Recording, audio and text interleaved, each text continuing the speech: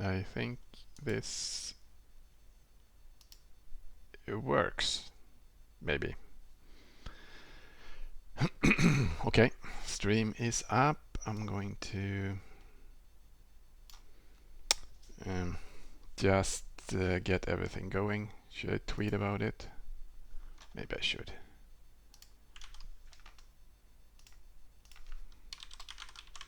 Live streamed curl development starts now at that bit.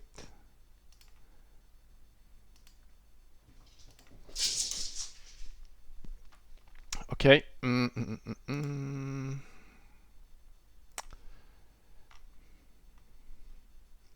So today, what do we have? I need to just pull up my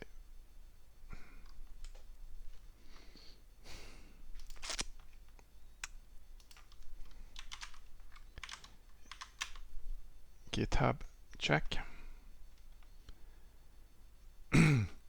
I have a few things that I want to do today. I want to go through a few pull requests. I have a pull request to review about RTSP. This one. Maybe check out this CI job that I'm trying to create. Maybe merge this PR.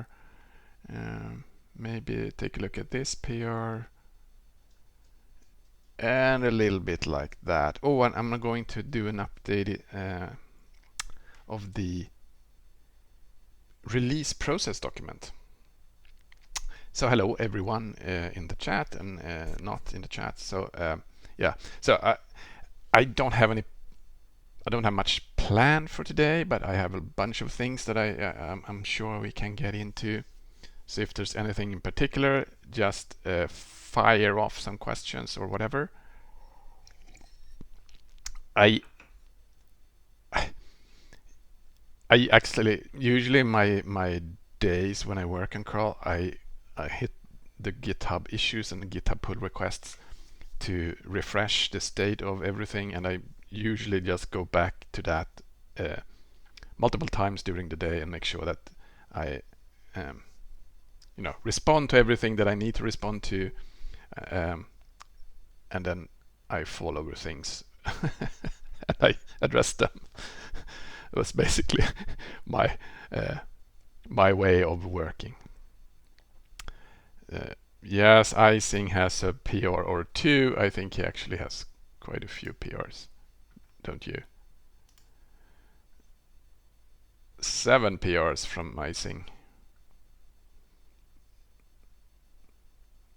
I think maybe this one is the least scary one. I mean, they're not scary, but they're changing a lot of things. So that goes back to the modification of the release procedure thing. So we have been having a discussion, if you followed the mailing list the last few days, about slightly tweaking the way we schedule our release cycle. So we have a 56-day release cycle, right? 8 weeks from release to release. And we're adjusting a little bit how we're going to do that release cycle in order to possibly do more patch releases. To when we figure out regressions after release, there should now be a sort of a little better possibility to do patch releases. You can see Daisy in the background today. She's getting crazy here behind me. So we're sort of tweaking the cycle thing. So morning, Frank. So that's one of the PRs I want to do. Just basically a documentation update on what to expect, what to think.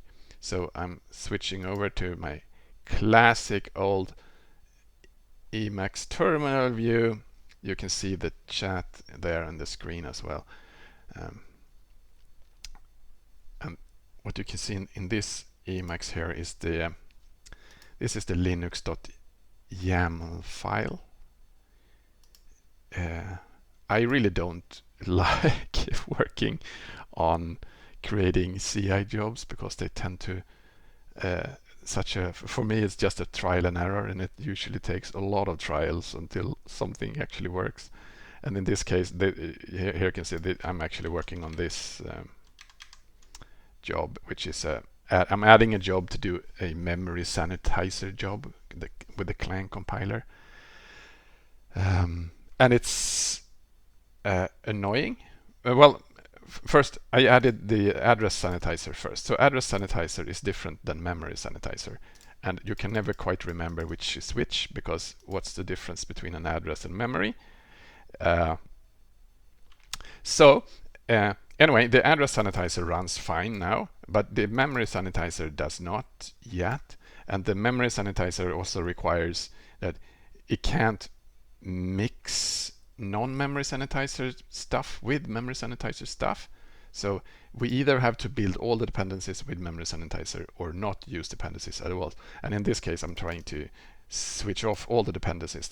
So I do this without. So all the automatic stuff that it would find otherwise is switched off, so that it could basically run a memory sanitizer thing on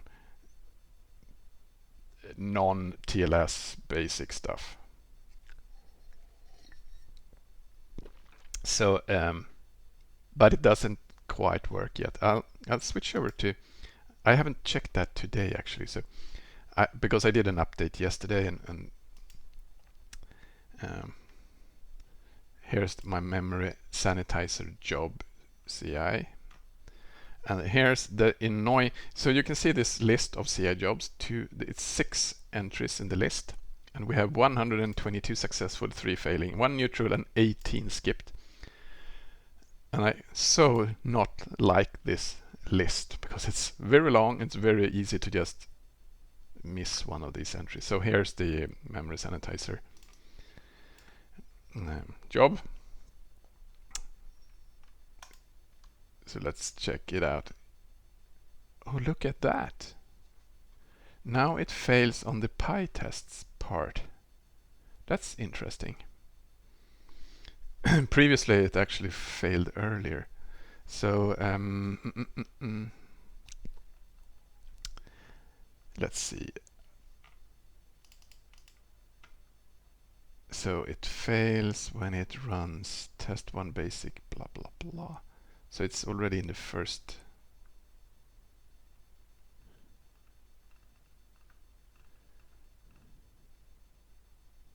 Oh well, it fails the same way in a lot of places. So I wonder why that happens. Okay, not the most friendly output, but okay. A lot of JSON. A lot of JSON.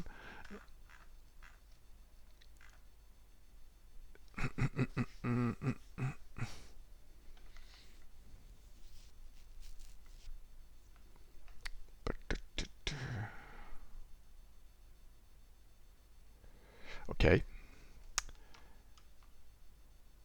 So I have this. You know, this is I have configured command lines that I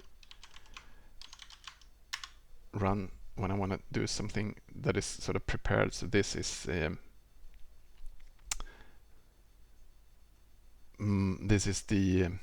my command line to build curl. You know, just rebuild curl with the memory sanitizer. Actually, with undefined and signed integer overflow as well. They're not as important, and I really don't care, but they're part of this right now. And yeah, now I remember I messed that up. So let's edit this command line because I added this ignore list yesterday when I was playing with it. And then I removed the ignore list again.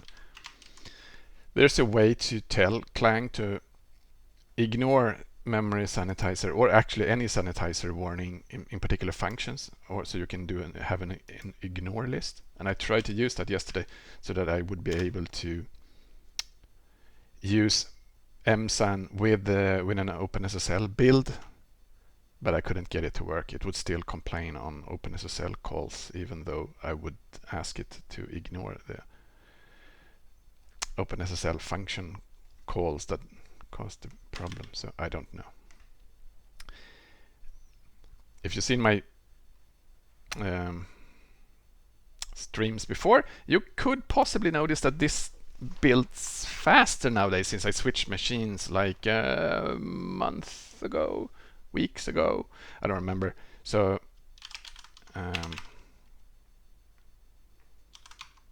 now I actually have a pretty fast machine, so we can build everything faster.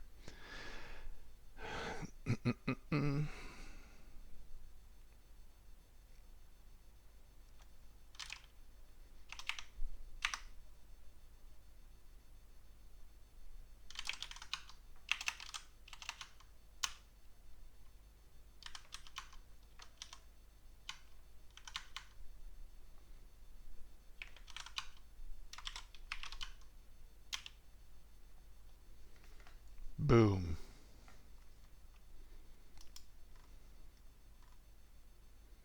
So what does this mean? So it doesn't return a 0, it returns a 1, and 1 is one of these early failed init calls, which seems weird. Why would it do this?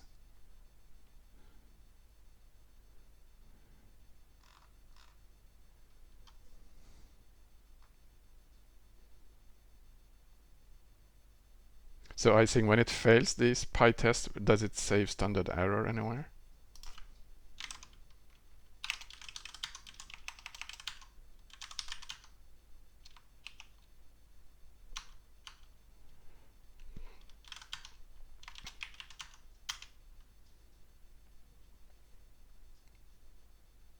Ah, no, it's because it's a... What is it? Is it because it's a build without... Oh, but it is with SSL.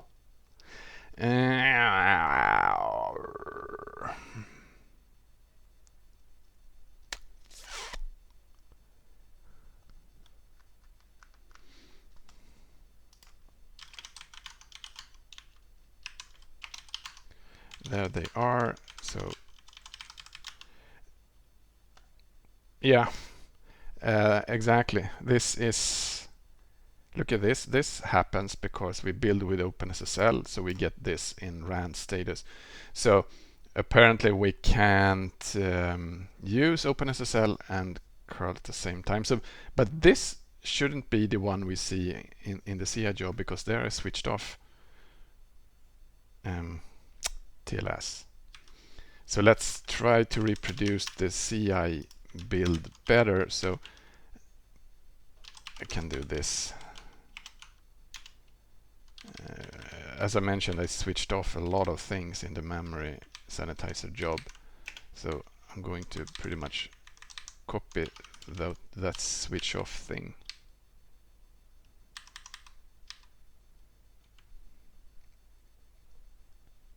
Here, and I'm going to rename this to my memory sanitizer to separate it from an address sanitizer.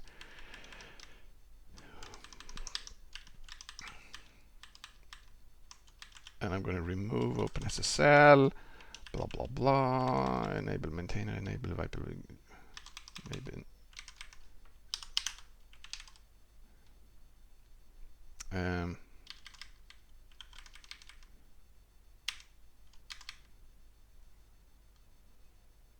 Okay, cool. Let's see where we go with that.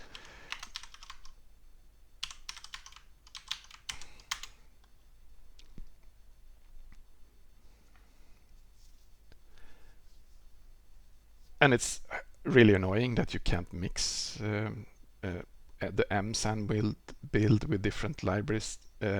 So typically then to get the best instrumentation, I would need to rebuild a lot of the dependencies using msan as well, and then I could do a better check, and then I could do more tests with TLS enabled, right? But I figured I would start with making sure that at least all the non-TLS things would run fine with msan in an msan build, and then maybe go with building a TLS library with MSAN as well. And then I don't know if OpenSSL is the best choice for that, or some maybe a smaller one, I don't know. So now then, but we see in the PR that this fails as well. So it's not a surprise. This is more of a surprise. Okay, let's do this.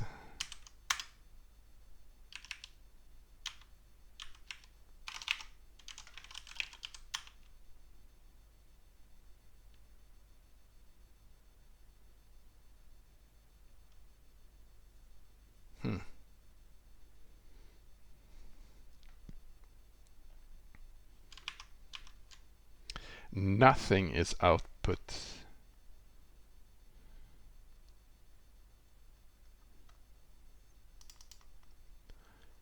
Why?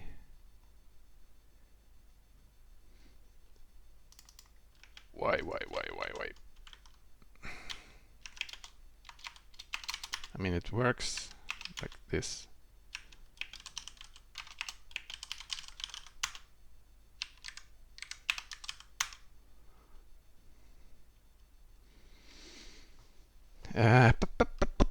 Okay.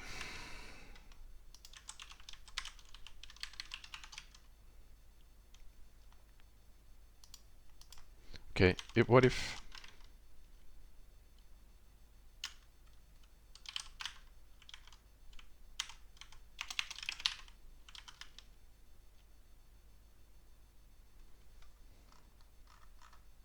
the first failure is this?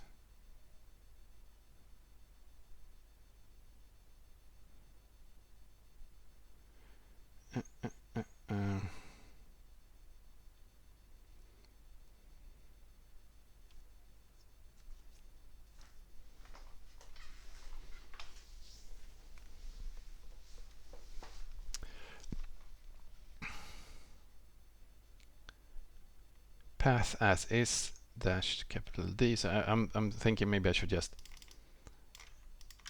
if I run something similar to this manually,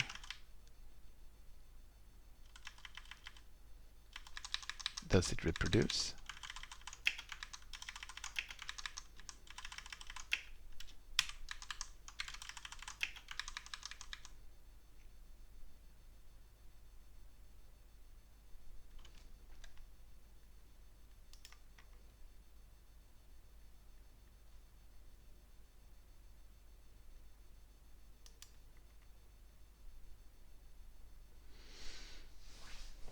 Yes, you should know that what you see on the screen is not what I see on my screen.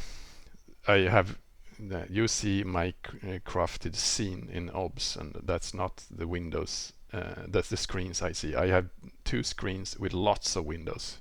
You see my selected set of stuff, and you see the trees in the background there too. And the trees in the background are not on my screen. I actually thought about changing the background just today to another image of something, but I didn't. I figured it wouldn't bother. But I was just looking at this. Looks wrong, right? Why does it look like this? Because dash capital D. This is supposed to be a file, but does it simplify this somehow? What's this? It ends with a this looks like the URL somehow. This looks wrong, doesn't it?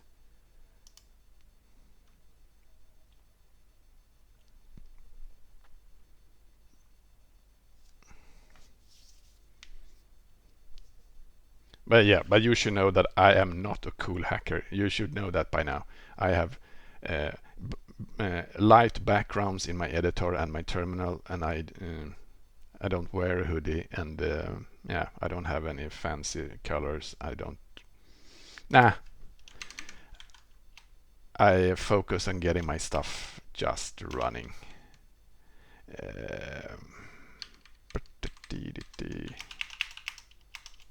Um, this is using HTTPS. Yes, right. So pretty much I'm going to disable the PyTest for this, I think. So do you follow, Ising? We since the PyTest, they just enable HTTPS without caring if it's actually available in the build. So in this build, it's a very rare build. I mean, not rare, bare maybe. So it doesn't even support TLS. So it doesn't support HTTPS. It's not in the list, right? So it returns if we try. If I try an HTTPS like this now, it'll say bam, because we build it without HTTPS support, which is perfectly fine. We just need to make sure that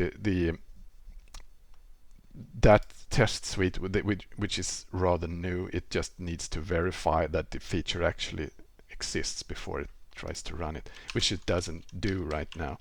So let me see what I can, if I can. PyTest, right? I can remove PyTest, I think, from my memory sanitizer. Yeah, so if I just remove PyTest from, I better not do that. I need to check out my branch for this, because I just happen to can't remember what I called it. Let's check what I call it. I can't remember. Right, memory sanitizer. So back in my terminal, check out my branch for this. Pasting weird stuff. Now, so we can enable PyTest again when we have fixed PyTest to check properly. So I think fix up don't run PyTests yet. I'm going to squash these commits anyway when I merge later. So hopefully this is what's needed to get the you remember the mess up from the release, the version 8.0.0 release? That happened because we didn't run all the tests in the CI jobs that we thought, or I thought. It doesn't matter who did it. The wrong is mostly me, of course, who's to blame. But we didn't run any Valgrind. Oh, now we can see Daisy in the background too. I didn't do any Valgrind on the test suite, on the test cases, and I didn't do any memory sanitizer or address sanitizer builds either in the CI. So I'm cleaning that up and making sure that we run them again properly. And then I noticed that we actually didn't run memory sanitizer jobs at all previously. So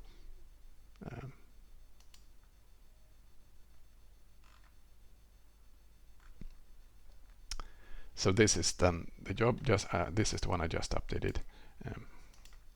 So it's just a tiny change. Oh right, I added this one. Actually, I'm going to leave it here for all jobs because sometimes it's convenient to see exactly what kind of curl dash capital V output we get here from a build, just to make sure that it actually gets the same features that you expect from the configure lines before. So this is now the pending memory sanitizer job. The memory sanitizer found a few nits that I already merged before. I think they were rather benign, but still. Now this is one cat, and it's a new family member, so we've only had her for a little bit over a month. That's Daisy. She's a fully grown cat. She's and she's very much a cat. She doesn't. She goes by her own rules. And she had a little bit of a playtime here earlier. That's why she's everywhere.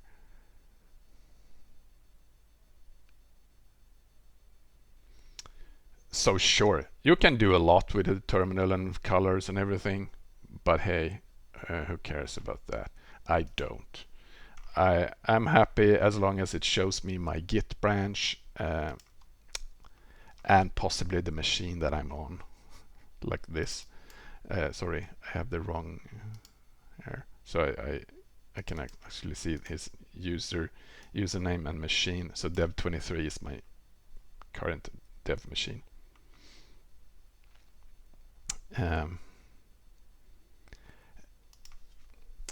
Right. Not that, I mean, if you saw me from a stream just recently, I did a mistake anyway, since I I had another machine. It's actually shut down on my old machine, so I SSH into my old machine, and since that is roughly a copy of this machine, I didn't really spot the difference. So I sat there and edited the files on the wrong machine without noticing it, even if it says the machine name in the prompt. So yes, this is really a savior for me. So I have the current Git branch in the prompt. So I actually, what do? I have some fancy thing somewhere. I don't remember, but so that's I keep it simple. That's all I need. And when I wanted to see what's changed, I have this short alias. So just see what's changed. So here nothing is changed compared to what's committed, and that's basically, I have this set up. I've shown this before, but I can show it again. So that's when you see me, you see that I usually go with all these short things, short aliases, basically because I like some of the things you do a lot of things. I like you doing it very short commands, and you can see that I build curl and build the curl test suite with two. So I have B for building curl, and a BT for building the curl test suite. And they do basically, I do this just for convenience, just to make it faster. They do make SJ22. I actually have 24 cores or multi-threaded. They're actually, what is it? Is 8 fast cores, 4 slow, or whatever it is. But they appear as 24 cores, so I use 22 of them when I build. I've learned that it's sometimes good to have, especially when I stream, to not use all cores, because it sometimes makes the stream stutter. But this is pretty good. And if you want to see, this is the CPU then. Blam. Okay. I'm moving on. So now I have that PR set for now, and I want to just emphasize, I want to get the memorandum sanitizer going in the CI, and when we have that, it'll actually verify a limited set of things, since we have it disabled now for TLS and everything. But still, it's there, and then we can expand it when we feel like it. Someone could possibly, for example, we could build a TLS library with memsan enable as well. Just make sure that works, and then we can check more stuff. So over time we can expand that. The main thing I wanted to do here is get the thing going again, then, so that we don't reproduce an 800 mistakes again, at least not anytime soon. Sure, I can nice everything but it's I don't want to get into habits of having to do anything in special when I stream and when I don't stream. So it gets into, it's just I rather just always, so that's why I also went with a simple alias, which I turned into a little shell script just for building, so that I always I build curl with B. So, and it also, so it's, since it's also changed directories, it doesn't matter where I go, right? So I can go somewhere else in the directory. So here's the root directory in my file, but I still build curl with B. So just convenience thing. It also, and previously it did a little bit more than just make, because previously it would also check, it would run that copyright script to make sure that files had the right copyright year and stuff, but before we ripped out the copyright years. I've considered changing so that it will also change code style in that program instead of doing it in the actual build, because right now we have when you build with debug enabled, it will actually run an extra, it'll run this, where is it? So it'll run check source, because like this. So when I run make now, it'll actually run check source here, which possibly could be done differently. Check source being the script that we have that verifies that the code is following the code style. Roughly, it doesn't actually verify everything, but verifies some stuff. Okay, that was only just a single. I want to get into a code review. Are you ready for a code review in the morning? I'm a little bit sad that I don't have any coffee, so there's going to be a short coffee break. Let's do the code review first, because I actually took a quick look at this yesterday and I figured there's something here to be said about this proposal. So here it is. Skip the malformed RTSP interleaved frame data. It sounds awesome, right? It's not ideal here on the screen. It's a little bit tight, but okay. Yeah, you're not seeing my entire. Wait a minute. Let me. That's much better, but now you don't see the chat. I'm adjusting the view here a little bit. Okay, I think this is better, a little bit wider, and now we can see.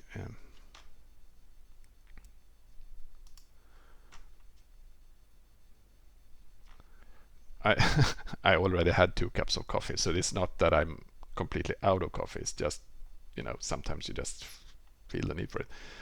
So so I'm not really into RTSP very much, so I don't know RTSP a lot, but there's this thing style where you can get RTSP data and it interleaves RTP data in the RTSP stream somehow.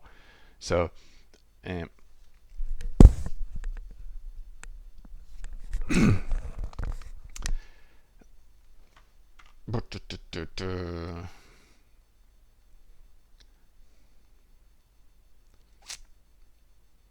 so here's one thing I noticed. That's first it makes it gets the channel mask. This is a pointer to the new channel mask, and it's in the state field here in the easy handle. So it's let's check how that looks. It's a unsigned char array of 32 bytes. First, how comes 32?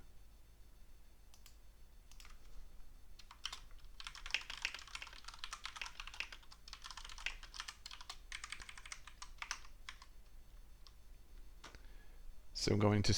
I'm just curious. I don't know anything about RT. Well, I know a little bit, but I don't know much about RTSP. So I'm going to just ask him, where is the number 32 coming from? Because it just, when reading code, you really hate those magic numbers that they're there for no particular reason, or there might be for a reason, but you don't know the reason. So I want to have a comment there or something. Because then I noticed this, right? So that's an array, a char array, and it gets this here. And what does it do here? And it accesses the array with this index, which it gets from the RTP channel number, which it gets from this. And RTP here is a pointer into the data that it reads off the wire, right? So this is data it gets. If there's more than 4 bytes in the buffer, it will extract the RTP packet channel. But how does it do that? That's not part of this patch, right? Maybe it's already in the code.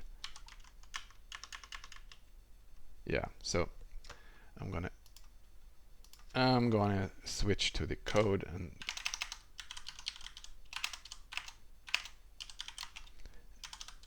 read some RTSP code, because that's what you do, right? RTP packet channel, look at that. A set of fun typecasts.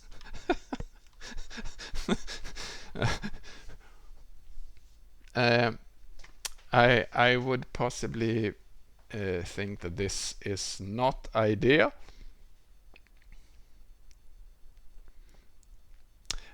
Well, I'm actually one of the reasons why I'm showing you the chat in the stream while anyone who's here on the stream can actually do the chat next to it, is that it makes the stream more standalone. So when later, for example, when I export this to YouTube or whatever, you can actually see what was discussed in the stream, because then the chat is lost.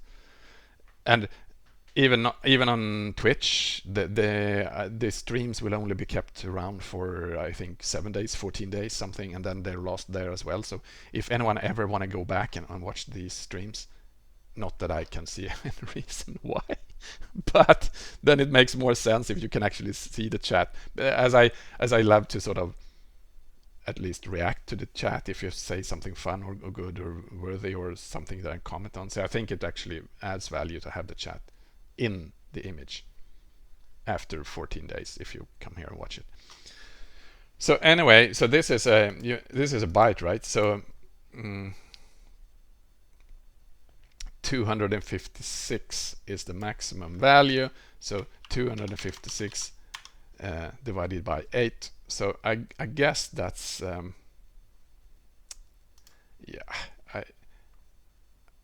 I don't know why it needs this. Look, it's used at one spot, and here RTP is a pointer. Here it is.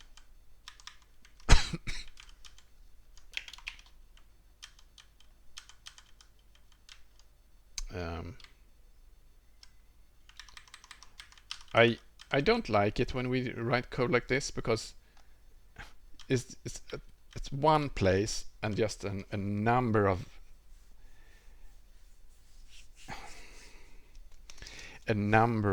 different.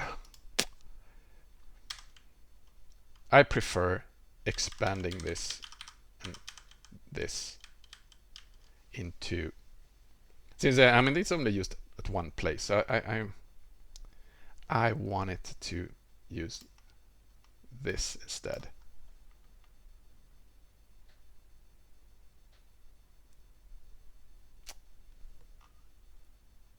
I could possibly do that separately. But okay, anyway, what I was sort of getting at here is that is this operation fine, right? Is there a risk that this will access anything out of boundary?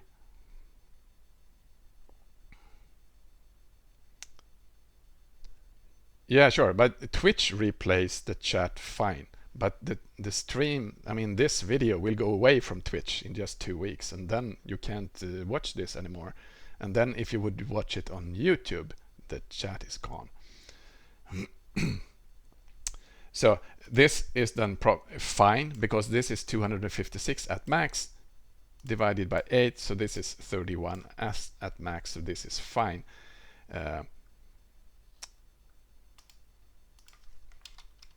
I would like us to remove the use of this macro. It is only used once, and it hides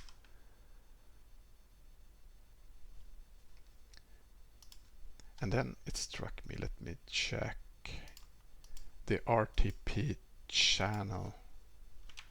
RTSP, RTSP, RTP channel. Yes. Why is it doesn't have to be an integer, right? So it could, this should be an unsigned character if it's 255 as its max.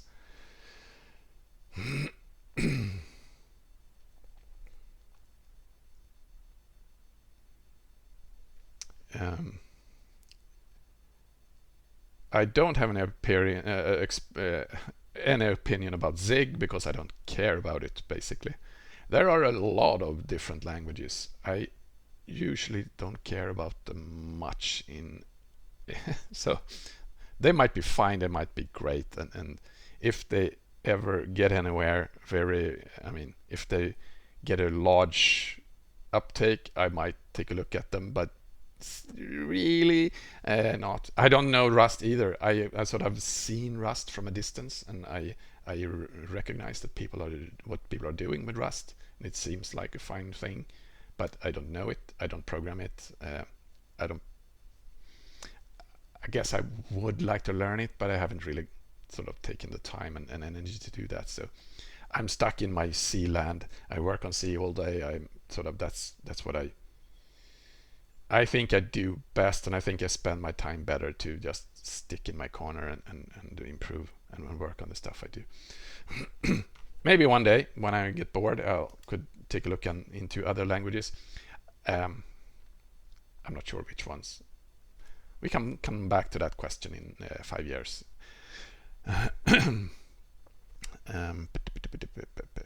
So I'm actually back to the code review here. I would like us to remove the use of this mark. It's only used and it hides how the channel number is read. It is a single octet, so we can make RTP channel into an unsigned char, right? That also makes it more obvious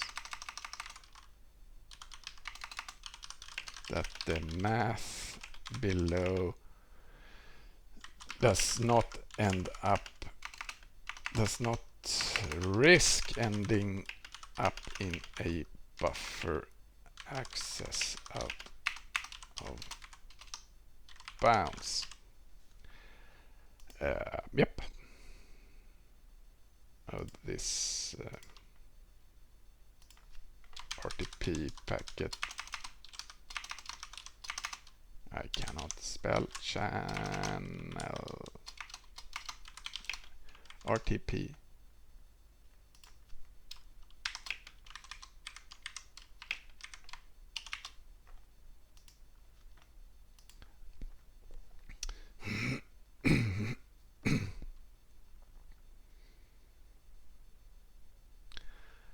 Yeah, I mean, I'm certainly I don't have anything against other languages, and it's good to try out and do new languages, and I'm happy that people are using new languages. One of my constant mantras is that you should use whatever you want and gets the job done for you. So if that is another language, fine. And I can certainly understand why you would use another language than C in many cases, especially when not writing system level libraries. So I'm really good with that. It's not that I'm mostly talking from the point of me working on curl, because I mostly just work on curl. So okay, so we know this is fine because it can't access anything outside of that. Right, and it has a mask here, so it uses 32 bytes and all the bits in there to verify that, to check if the if the channel is used. So it actually checked that this is a legitimate channel somehow.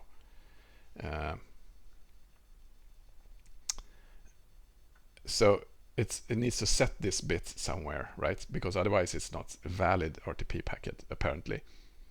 Um,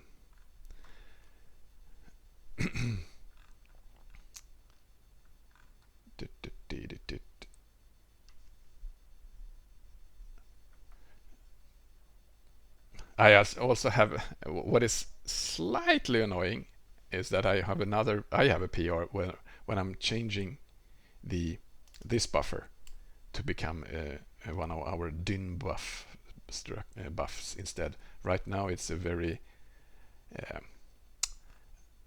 it's a manually managed realloc thing, and we don't like those. They are error prone. But anyway, I guess this PR will get a priority, and I will probably have to adapt my PR then to this.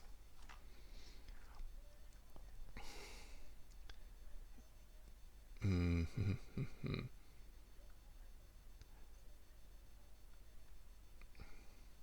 length is 2 bytes, right?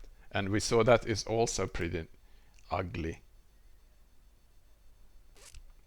macro, but still, that since it actually converts 2 bytes, 16 bits, I guess it's maybe okay. I can address that sort of parenthesis and typecast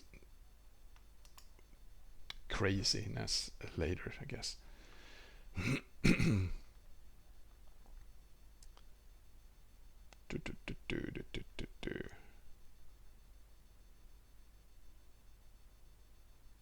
So this is fun. So if it's not an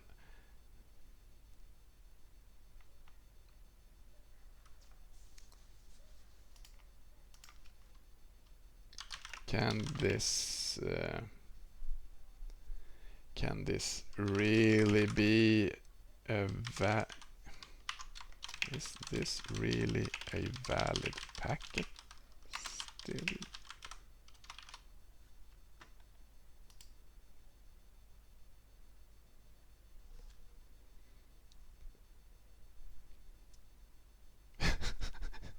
Yeah, if you see someone in the background, I think you might look at the wrong stream.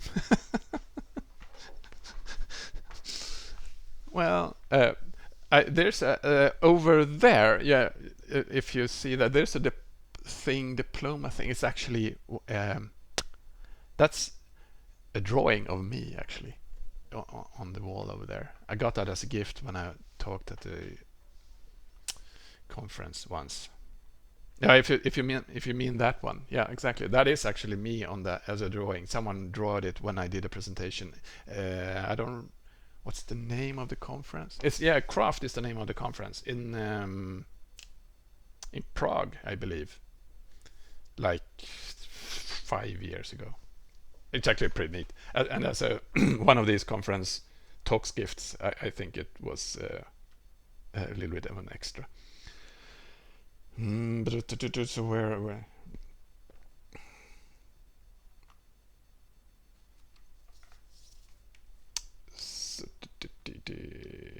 Okay.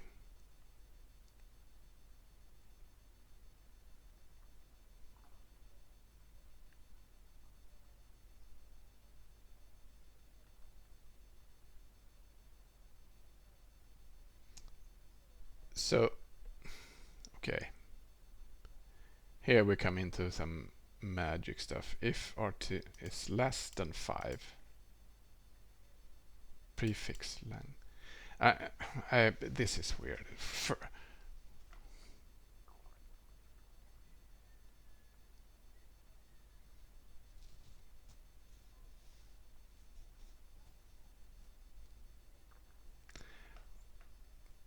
If it has received more than one header and it's not interleaved, or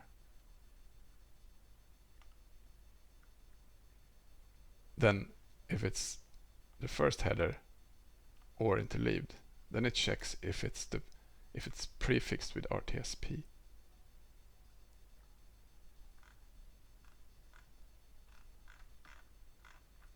Sometimes I do this to view the file like this. So this is the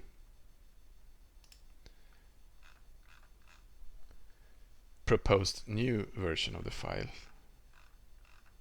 because it's such a strange logic. I wanted to see it how it looks exactly without the diff.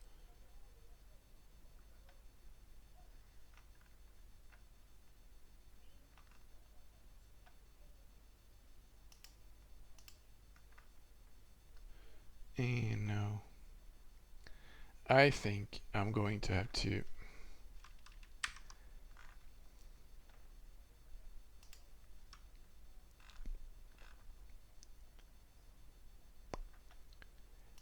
do this.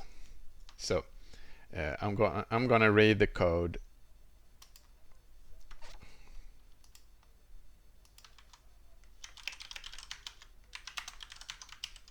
in my editor. So I'm just gonna follow here. So I'm checking out that branch locally here. So I'm pulling his code into my branch here, and then I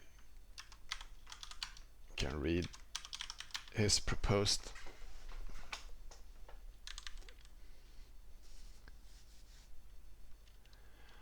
Exactly. I wanted that end of the block thing exactly, because there were too many end of braces there, so I wanted to see exactly.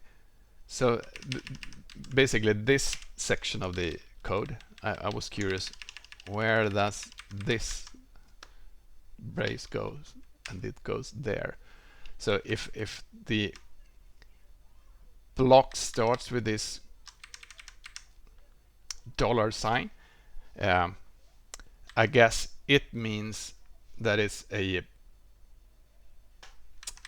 interleaved RTP packet, because it's apparently it starts with that. I think it's a bit weird to just check for this and not check for sort of, but anyway, if it's not, then it checks for these other things. And this is what makes me a little bit curious. Why does it need to check for this? And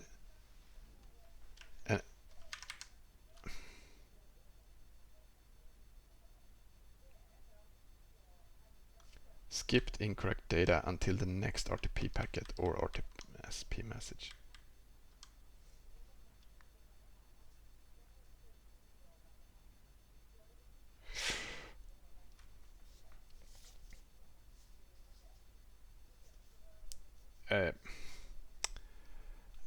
Yeah, reading this now like it doesn't really help. I need this explained. So let me ask for that here in the.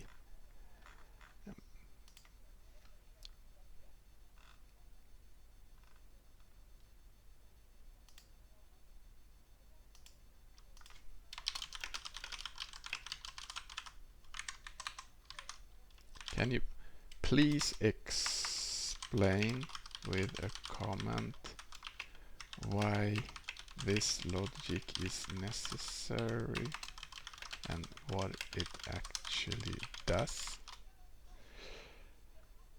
And I saw something else that stuck out, and it was kind of interesting. Let me see. I need to scroll back. And usually when I review code, I don't feel that I have to review everything at once. So I tend to, if I had, as you can see, I have 4 comments now. It's usually enough to have a number of comments to just get a little bit more feedback, maybe some updates before I continue. So because also I think if I do like 12 comments at once or 22, then it'll just overwhelm the author anyway. So I'm trying to start gently.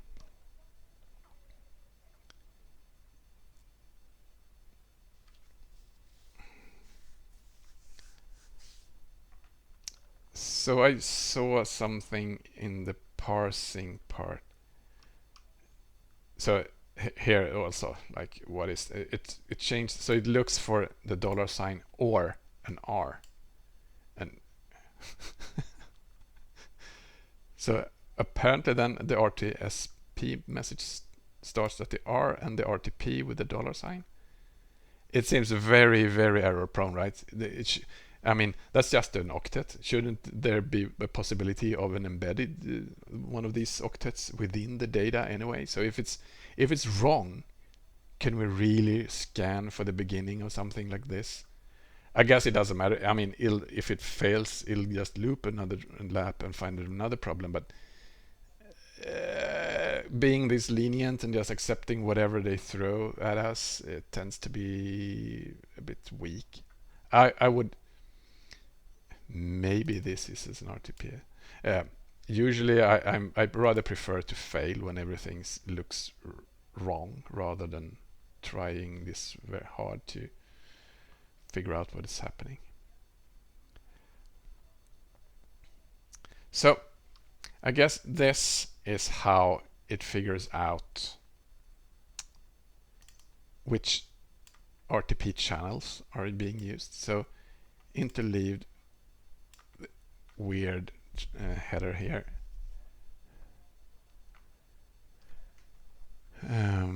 So okay, so this is the function that's in RTSP that parses headers. So it's RTSP specific, which is fine. So if you build curl without RTSP, this is code that won't be part of your build, right?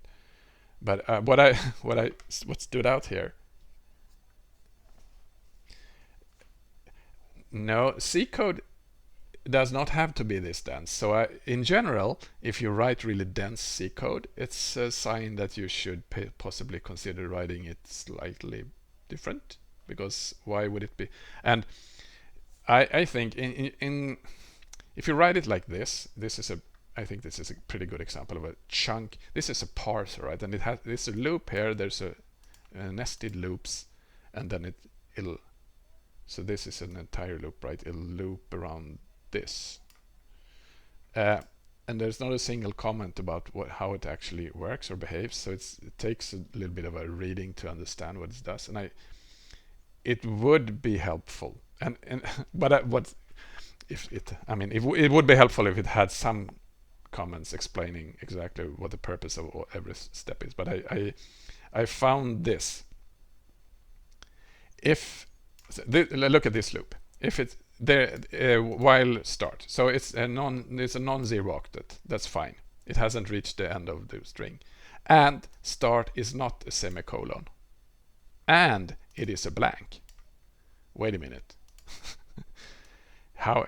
If it is a blank, of course it's not a semicolon, right?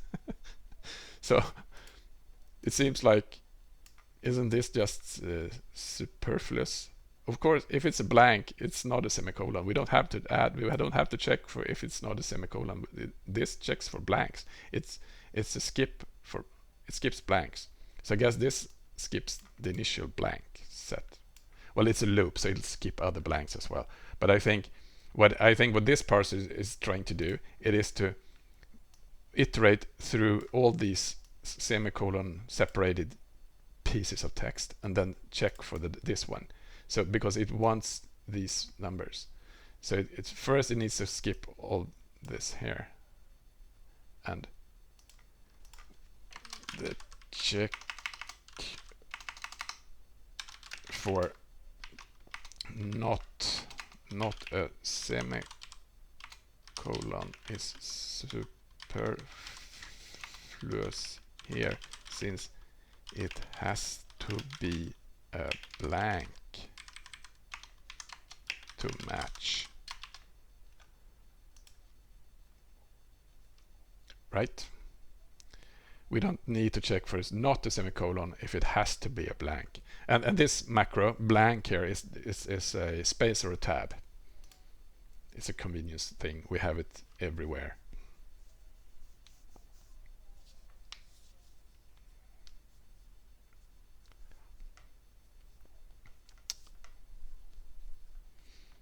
And I also like this.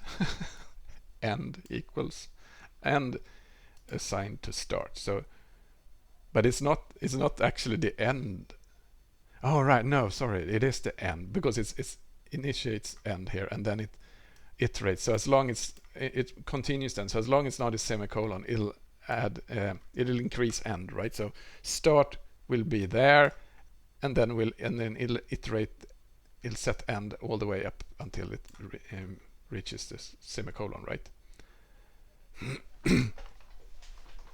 But yeah, and then it check prefixes, and check prefix is a macro here, so it'll check if starts with this string, and that so it makes a string comp and everything. So I think that works. But so then it's not interleaved equals, and then if it's that, it'll continue, and you know.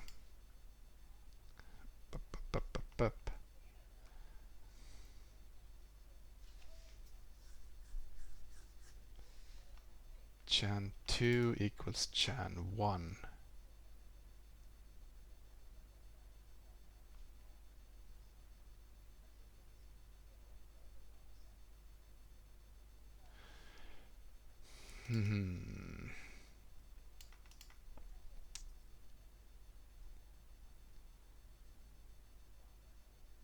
Okay, so stir to long. That's actually a kind of a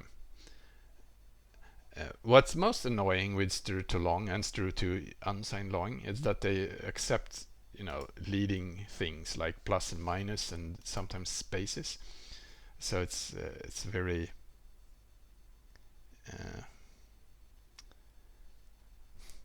what I'm not I, you know, when I read this code, it just looks complicated, while it's not complicated really. I think, isn't it? This is just parsing what's here. It just wants the number 5 and 6, or 5 to 6, because I guess this could be more. And that's why it has this loop later. So it figures out the beginning and the end, and then it loops through those channels, and it sets that bit.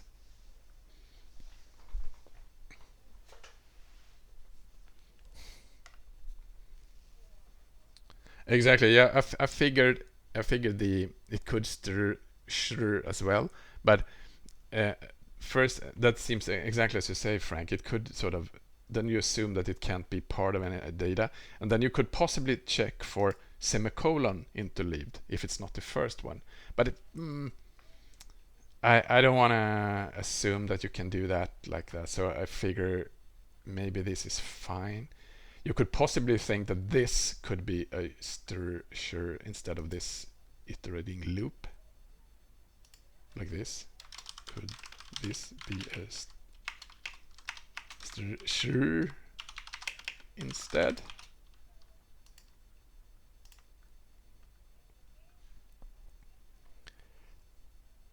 Mostly because 869.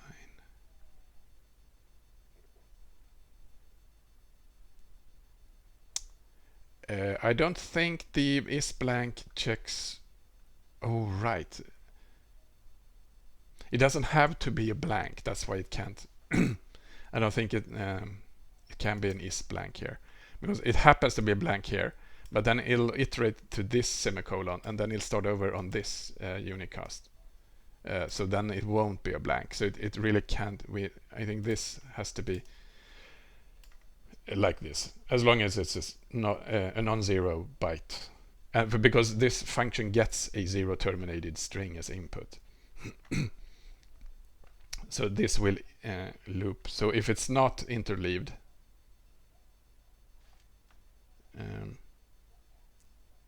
skip to the next parameter.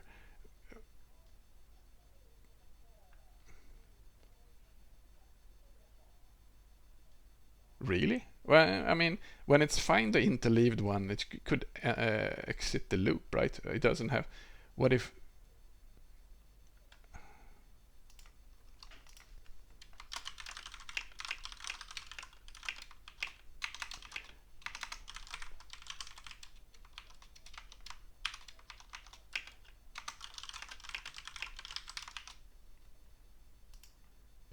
That's a valid question, right? Because what happens if there's more than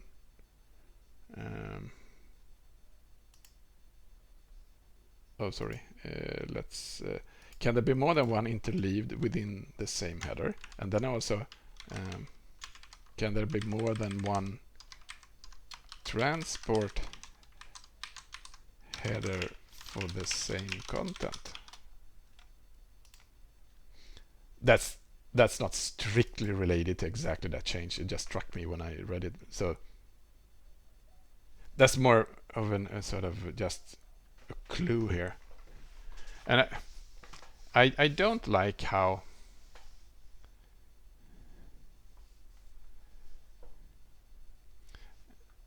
it makes a fail F, but it doesn't return an error.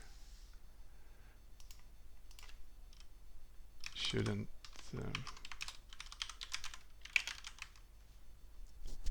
yeah, you're right. You should make a function for this. I'll add a comment about this, and that might be the last comment for this time, because I feel that I'm on 7 now. So if I do this and that's on 9 comments. That should, I think, might be a good thing to just leave it like that for a moment. So shouldn't this return error when the data is clearly invalid?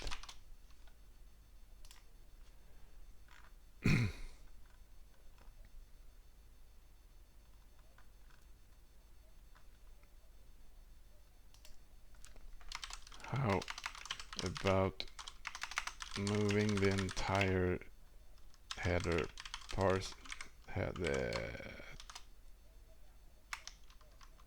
wrong place, I think. There. How about making it transport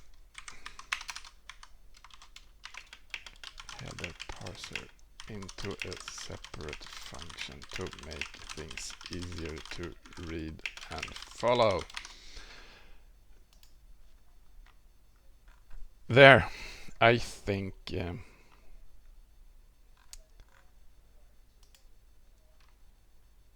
right, I can actually, if I go here, I can actually see how it looks like. Where is the number 32 coming from? We know that now, but since that's 255 divided by 8, right? But I still, when you face that in the header file, I still want to make that more obvious.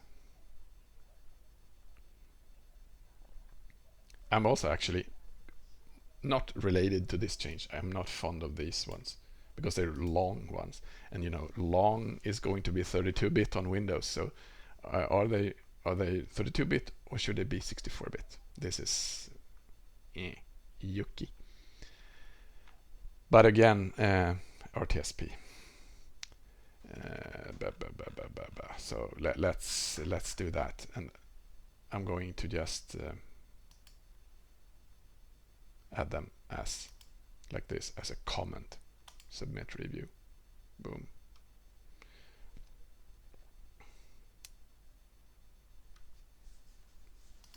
So excellent group code review exercise.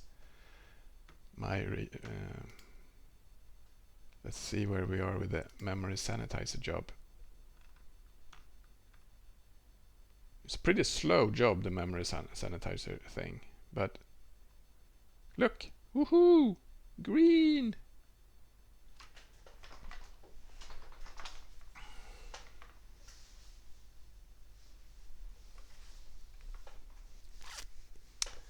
So, okay. Since this only adds that, I don't have to wait for the other builds. So let's do the merge and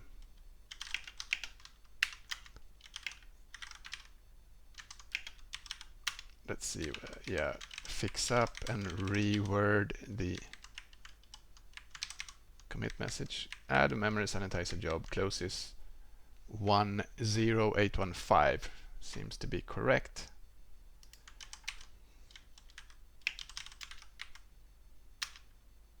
Just double check that everything builds. Yes, it does. Merge memory sanitizer branch. Remove the branch. Push. Boom.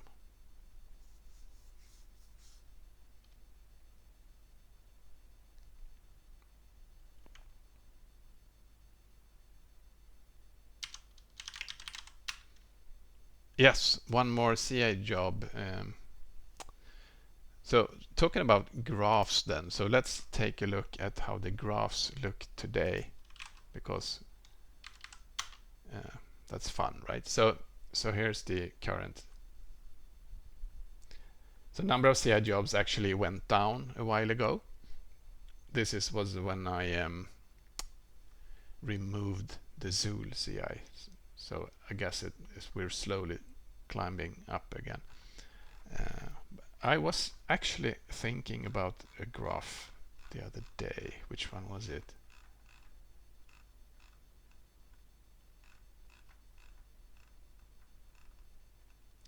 This one.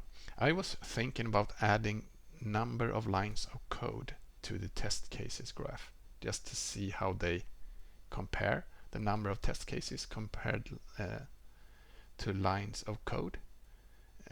I did that on another graph because I sometimes... Where is that? That's the one so this purple one, the purple line on this one is the lines of code, right? And the green one is number of vulnerabilities we found that were not C mistakes. No, but I figured, I mean, lines of code in the production, so not lines of code in test cases. So basically, how many test cases we have compared to number of lines of production code. So basically, see if they deviate, or if the if the direction of the lines would differ over time, or if they follow each other. Basically like this. I mean, this is strikingly similar, right? So the green one is number of vulnerabilities found or when they were reported in curl.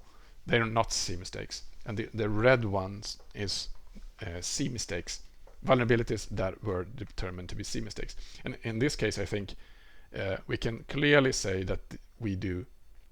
I mean, they're not on the same trajectory, right? But in this case, they are. And I figure that is an interesting information. So I figured maybe I should do the same on test cases and just plot the number of lines of code here to see how are they the same or not. I mean, the same, basically following the trajectory. So let's do that first. Let's see if I can do that easy. I think I could do that fairly easy. So I have basically all my graphs are made like they're made like this. There's a single shell script that runs all generating mksvg, because they're all SVGs. So this is the main script that builds all graphs, all that you saw there. Of course, this is not Perl code. This is actually a shell script, but all these individual scripts are Perl scripts. I happen to be a Perl guy. So okay, so tests over time. This is the graph then. Oh, this is one of the early ones when I do these ugly things like removing a few. So basically, whatever, they all generate CSV files, and then I have a GNU plot, the corresponding GNU plot file to generate the graph into SVG from that CSV file. It's a pretty, I don't know, complicated or simple, but at least it makes all the GNU plot scripts here, they all work on CSVs, which basically makes it simple because they all then have the same similar setup. They're mostly time based, so most of them have the time on the x-axis. and some kind of volume or something on the y-axis.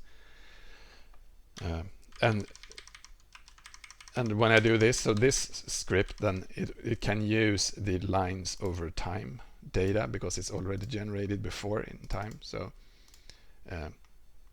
basically we can add a plot in this. When I can change this file to add a plot which gets data from there because it's already generated before. So basically and tests over time plot.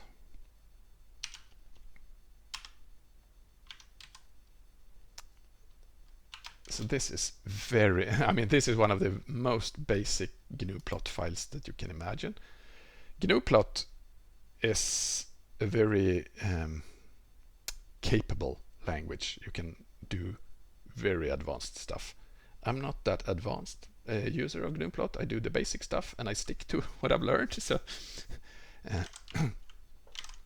we can compare with the cvuln over time plot file because it added this lines of code. So we can basically just rip that off and put that into our little thing here. Lines of code. But when we add another plot, we might want a name on the initial plot, so maybe test cases.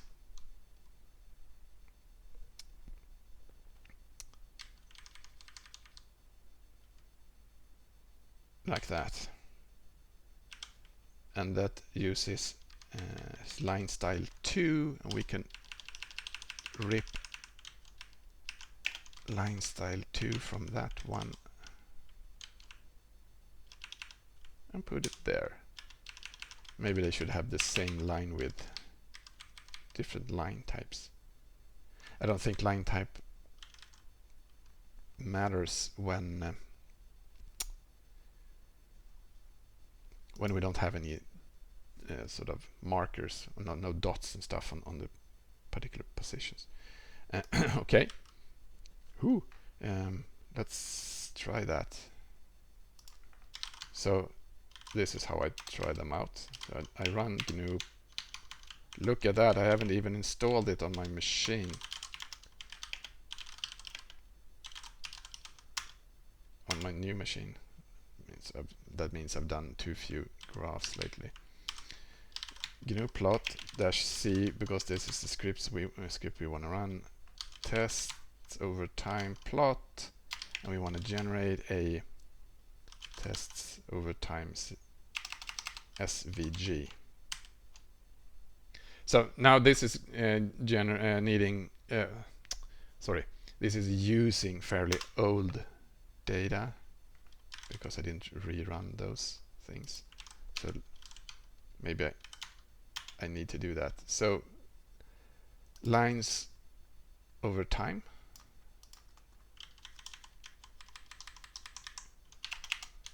This runs another script that I don't have installed.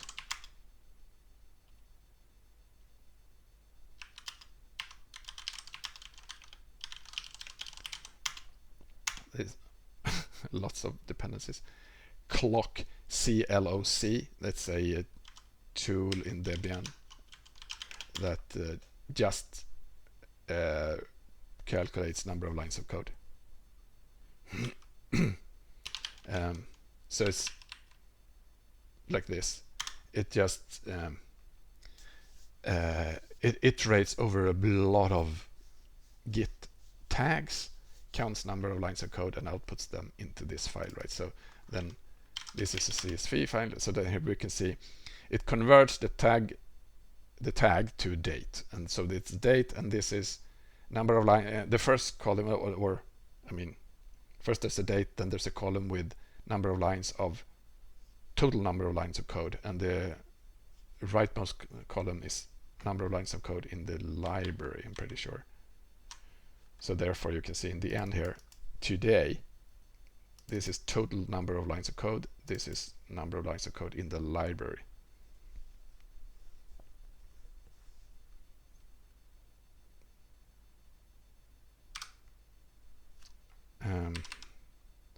So if I this line is, and then I can do stats tests over time, and then I do the same thing with that, generate a new CSV, and tests over time, it just counts the number of files in, and well, in a fairly simple way. That's why it's much faster to run. And then I should be able to run this plot file. It could not, for some reason.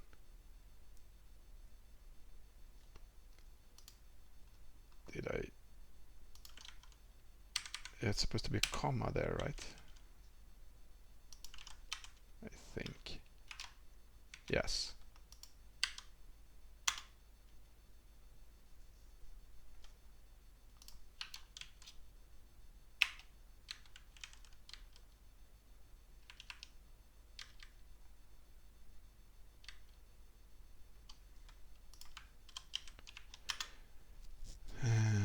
Test cases.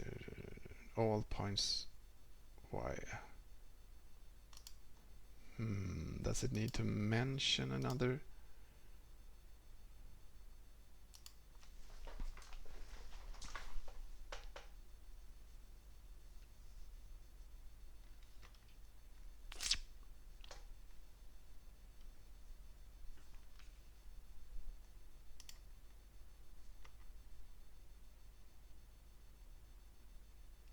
One is tests over time, that exists there. And the other one is lines over time, and it is also there. So it's not wrong file name, it's skipping data with no.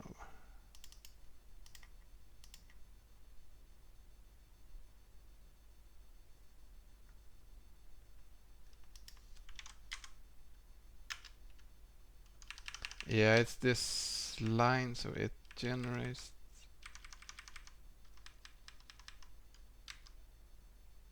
No, it shouldn't matter. Tests over time CSV.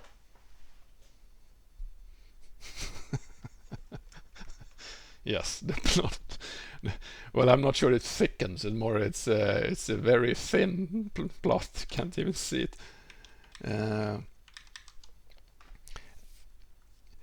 You know, it's these GNU plots syntax is also slightly weird.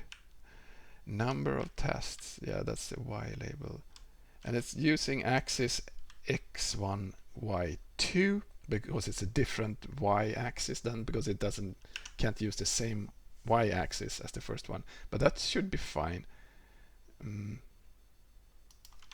No, I think it's probably some more basic mistake.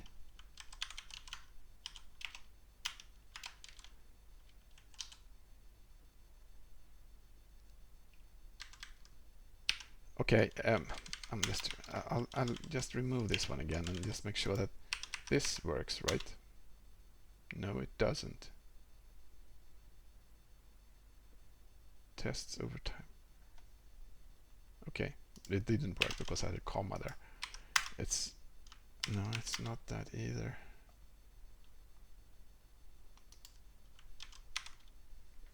Tests over.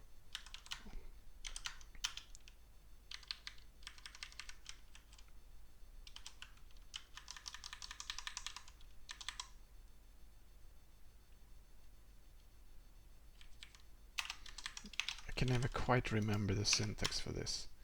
Okay, so I'm just then. So this worked then. It generated something. So let's just load this, and I'm in my source directory for curl, and so it generated this SVG. SVG is always a bit weird in Firefox, so like this. How come it decided to do it a little bit wider than the screen?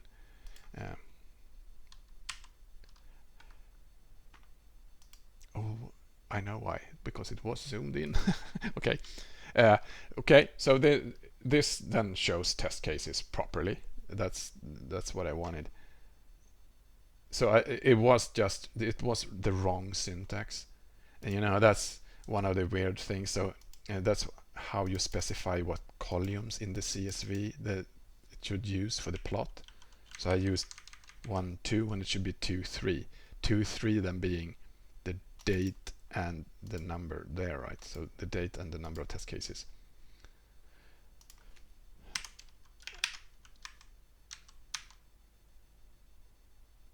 And that's because I didn't use it the same way as this does, because test over time, this strips off a column. So I should get rid of that crap. It makes it easier if I can just do this. Yeah, well, it removed the column in the script that generated the CSV, so the file actually used the CSV actually used to not have that initial column, so it was shifted one. Okay, back to trying this then. So maybe this can work now. So we generate it again. Might work. Over to Firefox. What do you say? So we do a reload here, right? How do you reload?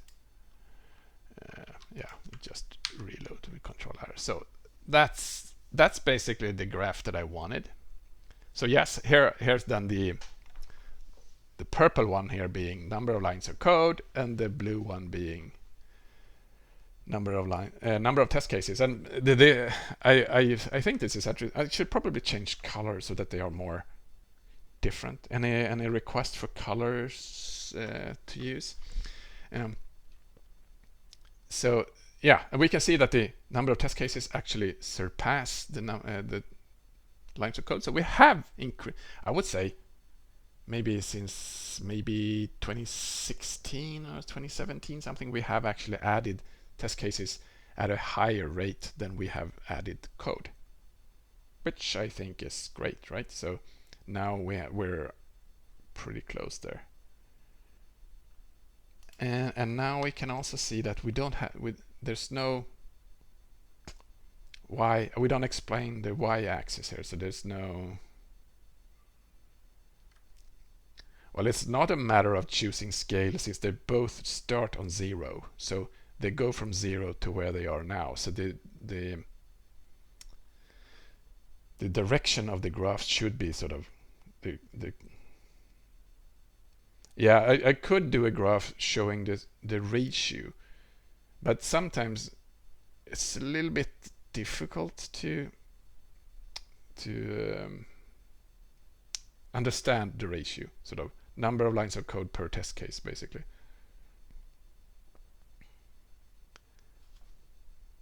Lime for lines. Yeah, you mean light green something. At least these two colors are. I'm not a designer. I don't really know this, but since no one else is doing this for me, I'll do it. So let's do the line. I did the lines of code. This is the style 2. So give me an RGB for lime. Light green. So RGB is pretty bright, more green. I don't know. This is not lime.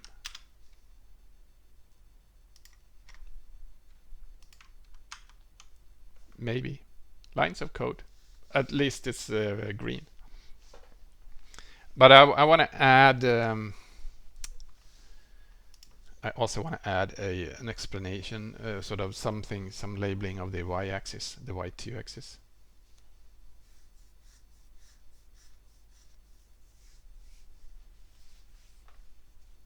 So the problem with doing that is I have to do it one of two ways. Either I need to fill with generate another column in the CSV, or I would need to understand GNU-plot better. I mean, basically, I'm pretty sure that this plot thing here could be made into a formula, so I could just do sort of this value as a sort of divided by that value. But I don't know how to do that in GNU-plot, and I don't plan on figure that out live now, because that would take me a while. So I actually think I'm going to stick to this more basic thing just because it's easier. Or do you have any shortcuts there, Frank? I mean, to get the ratio properly, I could easily generate it in the Perl script, but the Perl script is there since they're two different Perl scripts. One generates the line of code, another one generates number of test cases. They actually don't know about each other. So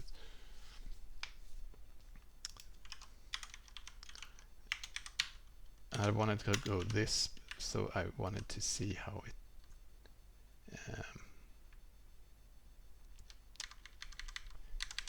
right, this is how we set a label on the y2 axis. So we could do number of lines of code, and usually I try to do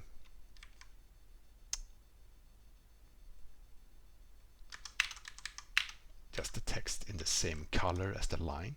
So if I do this and I regenerate the plot and I check out Firefox, then it should, right, it says now lines of code, and this is the lines of code then, and that's the green one.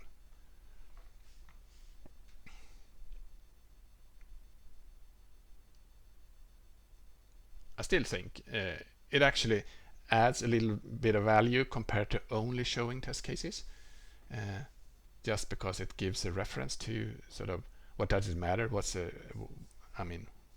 test case.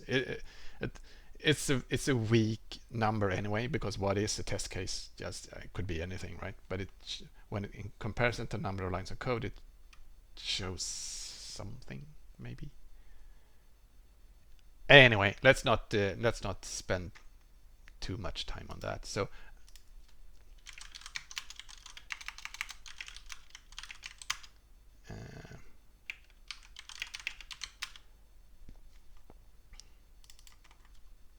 add lines of code plot. I actually changed the MK SVG as well, but I'm going to ignore that. Boom. Yes, two axes. They are complicated to parse, but I actually think in this case, at least, I think the second graph actually adds value to the output, at least for me personally. And I think these graphs, I do them mostly for myself. I'm not even sure anyone else actually cares about them. So I think this adds something. So here's the old one, it looks like this, and here's the new one, looks like this. So I regenerate them nightly, so tomorrow we can see this end up in the dashboard. So I think it's a little bit better, even if it's hard to sort of value bounce these against each other.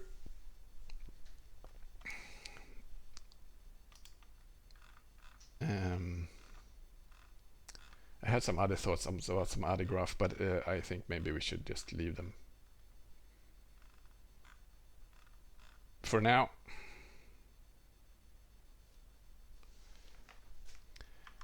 Yeah, exactly. What I want with this graph is I want to see a trend.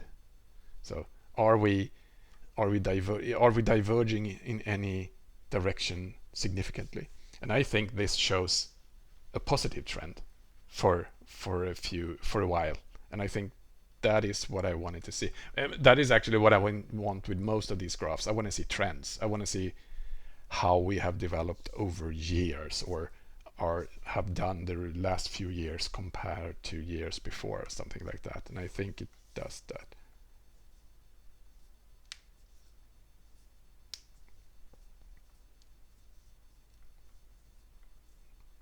Well, they are on the same time. So this is the number of lines of code, and this is, I mean, they're synced in time. So that's why this is, I think this is valid. So like today, 2023 here, we actually have 1600 test cases almost, and we have 156,000 lines of code. So the ratio here has between test cases and lines of code, it has changed over time. That it shows here, but it's maybe not super obvious.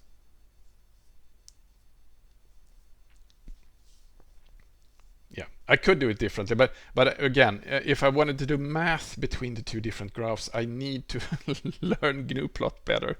I actually don't know how to do that right now. So I'm going to leave it like this, with the knowledge that they can certainly be improved. So sure, if you wanna help out and you wanna improve these graphs or add new ones, please go ahead and do it and go crazy. I'm not an expert on either of these tools that I'm generating this with, so I learned pretty much GNU-plot to be able to do them this much, and my GNU-plot knowledge is a bit limited. I'm the first one to admit it.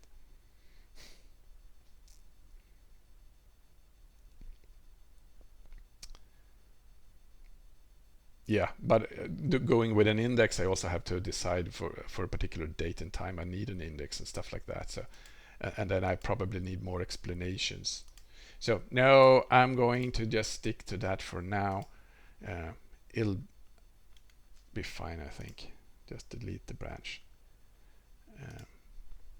So I'm going to switch over to something completely different. I'm going to update the release procedure documentation. This is the documentation in the Git repository that explains how we do releases, and it has this little section here about the release cycle. And we are adjusting the release cycle timing thing. I also actually tried to update my image for that, and that became complicated. Let me show you. By the way, not the terminal. I want to go back to Firefox here. So in everything curl the book, we can go to the release cycle visualized on this page. So this image shows pretty much how we used to do releases. And yes, it looks like a Chrome logo. But anyway, so we do releases on Wednesdays. So we have this 5-day margin. We possibly call it a cool down period starting now. And then we do open the release, the feature window, and we do a feature window until this point in time on the left side. And then we close the feature window and we have a feature freeze, only fix bugs until the release again. And then we do a margin, we do a feature window, we do a bug fix, blah blah blah, and over and over and over. This is an 8 weeks release cycle. We've been doing this for many years, I think 12, 14 years, something. It works pretty good. Recently we've discussed on what to do, but we've had a few. Well, we had a few regressions. Well, actually had regressions many times, but at least we had another release regression on the 8.0.0 release. So we discussed how to possibly address that, how to adjust this concept of how tweak the release cycle model a little bit to maybe do less regressions, and maybe do a few more patch releases when we need to. And in order to do that, we are going to extend this cooldown period after the release. So we're not going to merge. We're not going to open the feature window until after 10 days after the release. So we're going to expand this. It's going to be twice the size until we open the feature window. And to not then hurt the feature window too much, I'm going to just remove 2 days from there, and I'm going to remove 3 days from there. basically making 10 days, 21 days, 25 days. What was it? Um, Basically makes it not this one is not then aligned. This is 4 weeks in the current setup, but it's not for exactly 4 weeks in the new setup. So while I actually tried to do that, I tried to change the graphics. It didn't really work out because um, well, this is Google Slides, but I couldn't. You can only make these half circles. I couldn't find any custom angle shapes, so it worked fine for the old one. It didn't really work for the new one. So the graphics is not there, but I figured I could at least explain the new concept in this document that I'm working on. Yeah, GNUplot can do this, and possibly it would be better to do it in GNUplot anyway, since then I could check it in somewhere. But I I don't think I could do it in GNUplot, and certainly not with the sort of with style. So I'm going to just update the documentation here and leave the graphics for later. So basically we still do releases every 8 weeks on Wednesdays. I've actually come to when I've done releases on Mondays recently, I've come to enjoy not doing them on Mondays, because if I do the releases on Mondays, I have to spend you know the Saturday or the Sunday to prepare everything, and I rather do them on Wednesdays, so I don't have to spend as much time on Saturday, Sunday to get the release. So it proves that Wednesdays are actually a pretty good day to do them. Well, the slide thing has a layer concept, and that's how I made the first one. Because, or you can do them on top of each other. So I think maybe I can figure that out, how to do them differently. But the problem is that they're half circles, all of them, and when none of the images, when none of the periods are a full half circle, it becomes complicated. I'll work on it.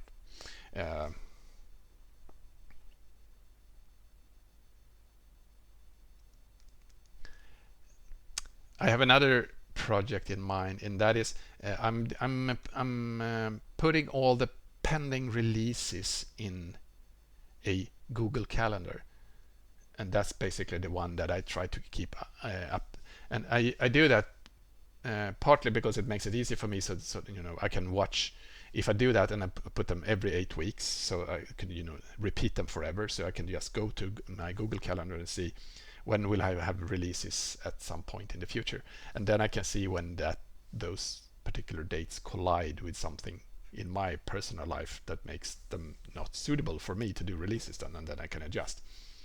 Anyway, when I do those adjusts, we sort of break the 8 weeks release cycle, and my plan is to make some kind of curl job that extracts the dates from the Google Calendar and publishes them on the website, so that you can see on the website exactly the dates that are set in the Google Calendar, so that I don't have to update the stuff on multiple places when I do updates. But that's for later. First, here, during the first 4 weeks after release, no. So in 3 distinct periods.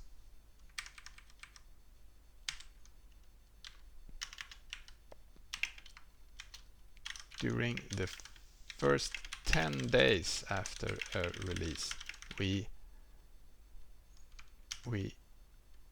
are in cool down. Then we do not merge features, but we are allowed, but we do blah blah blah.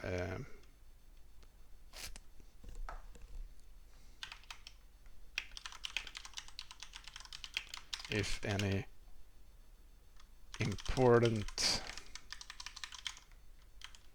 enough regression is reported, we might do a follow-up patch release.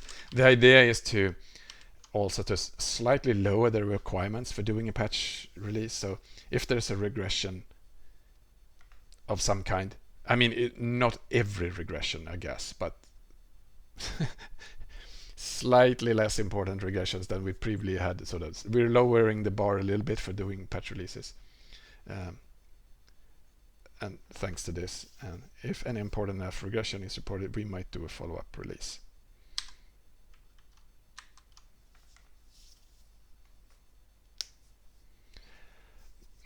Yeah, you could think of it like that, but I think it's harder to explain it like two. I think it's easier to explain like three because they're slightly different. 10 overall days, 10 calendars.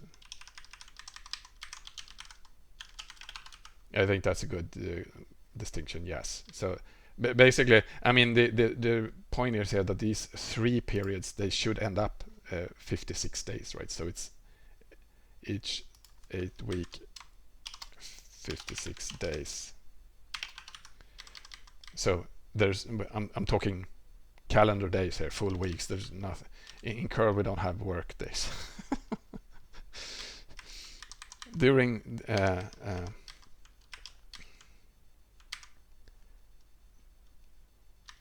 the following 3 weeks, 21 days.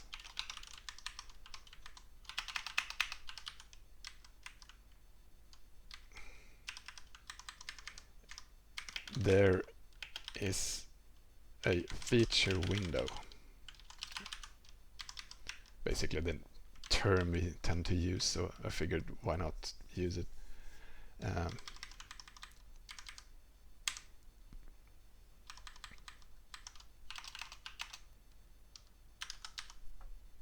So 10 plus 21, that's 31, right? So to get to 56, there are 25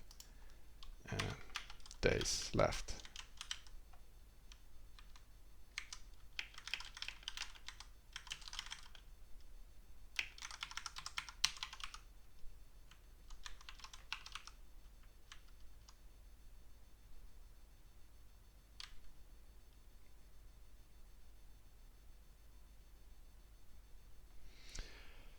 So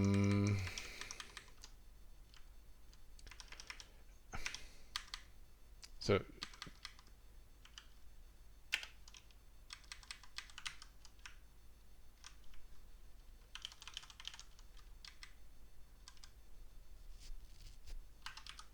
basically like this.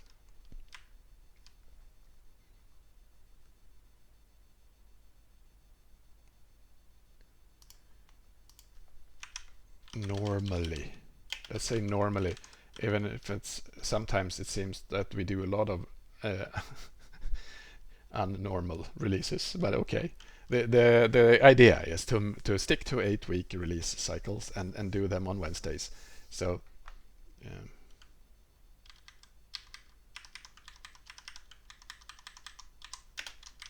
and let's not call it rare because it might not really be true.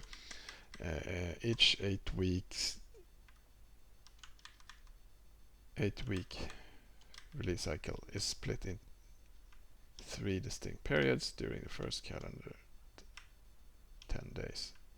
First 10, yeah.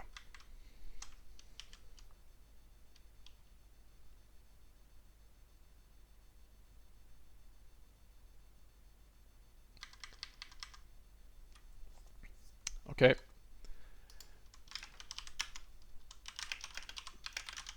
Release proc update.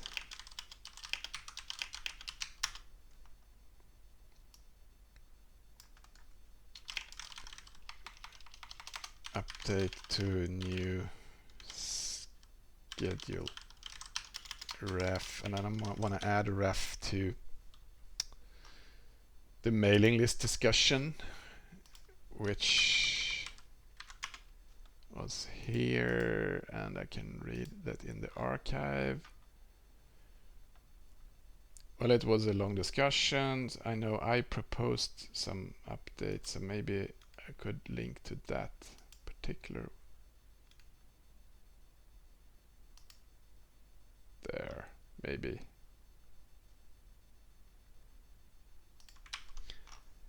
Straight into the discussion.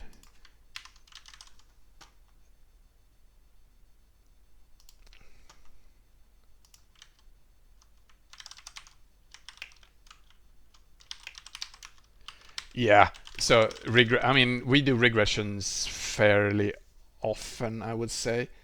So we sometimes and then there's a discussion. What is a regression? So sometimes we don't always agree on what a regression is. Sometimes people think it's a regression because it acted in some way, but if it was never really intended and never documented, sometimes we don't actually agree that it is a regression. But sometimes we actually have regressions that are really, really old. So we broke something years ago and nobody noticed until someone one day updated their old app with a, take a 10-year bump, and then suddenly they noticed that wait a minute, something we relied on back in the day no longer works that way. It's a regression, and then sure, then we might fix that. So I don't think there's any real sort of, there's no maximum time for regressions. You can find people having found regressions very, very quickly and very slowly. I think actually having switching on a Saturday is actually a pretty good thing, because Saturdays are usually very slow. So you basically know that the Wednesday we do the release on a Wednesday, and that means that the entire next week is also not a release. Not a feature window. So, and then basically you can start doing things. So if you want to talk work weeks, switching on Saturdays, it's pretty convenient for most people, because you don't have to care about it. For you, it's the entire work week before is going to be feature freeze, and then the next week is going to be feature window. And we had 5 days before, and now we're doubling it, so that's why we go to 10 days. We could possibly go 7 days as well. I think it's worth trying this and see if it actually makes any difference. I'm not sure it makes much difference, but I'm perfectly willing to try and see if this makes anything difference. I think what makes a larger difference is how we treat those possible regressions that are reported. So if we lower the bar so that we're quicker to do follow-up releases, what is possibly then is going to be another challenge is, if we do a patch release, how do we handle that, and how do we adjust all the following dates and sort of, because possibly a patch release makes us reset the release cycle, right? So if we do a release and then decide to do a patch release the week after, then we reset the release date again, and then we start over the release cycle. So if we do that many times, we will never get to a feature window, and then possibly we will pile up a lot of things. But I think it's worth trying this. So just since we've had a few regressions recently, maybe by doing this little tweak, we might improve, or not. I think it's worth trying it out. So I'm going to make a PR out of this.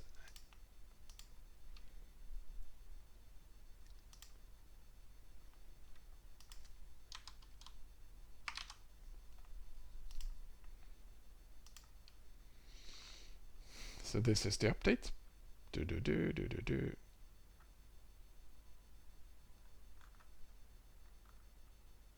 Boom.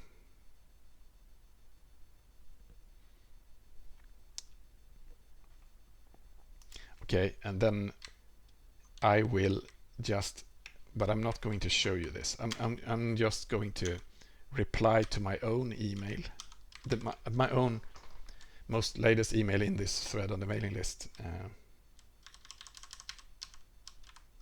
and just mention my pull requests, so that sort of tie them together, the pull request and the mailing list discussion.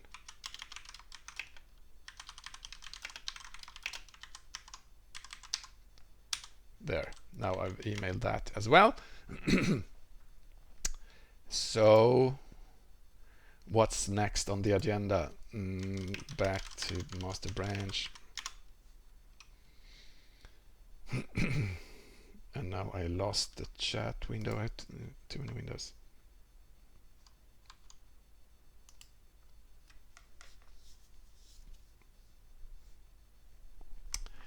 Yeah, the cat is back on there.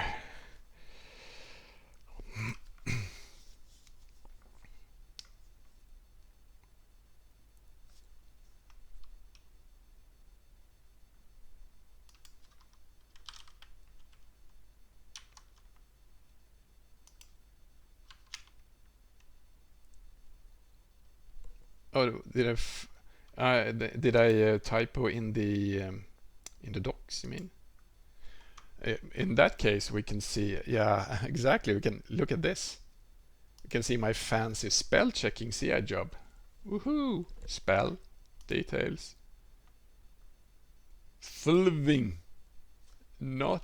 I mean, it fits me because I'm really good at doing typos, and I think that's one of the best CI jobs for me, because I suddenly keep doing typos all the time.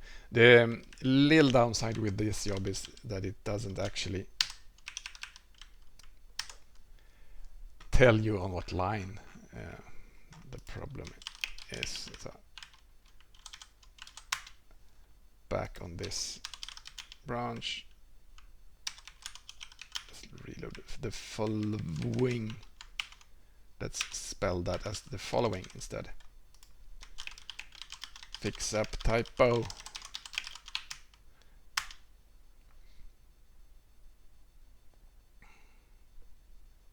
Thanks for checking that out. Yeah, and as you can see, the CI job caught that. So we run a spell checker on markdown files and on most man pages, I think. It's a bit complicated to actually make it work, but I'm pretty happy with it, because it's such an annoying work to do spell checking, and for some of the formats we use, it's also hard to do spell checks. So it was pretty nice that we have a tool to do it. Also, it just makes everything better. Now we know that everything is fairly well. Of course, spell checks are sometimes a bit naive, since when you happen to write the wrong word, it just happened to be rightly spelled, it won't see it. But still, much better than nothing. So the spell check, in most of those cases, they actually convert a lot of files to markdown and then do the spell checks on markdowns, and that's how it verifies the man pages as well. It converts them to markdown and then checks. And in order for them to work properly, since we have example sections in the man pages, I also have a fancy filter script that actually removes parts of the man page before it spell checks it, so that it doesn't have to spell check parts that are not likely to work with the spell checker, with a lot of weird phrases, like the example code, source code, that's not suitable for spell checking. Okay, so did I have anything more to fix right now? I wanted to check out this PR. This is the PR for a feature. This is the actual feature that I reverted out of 8.0.0.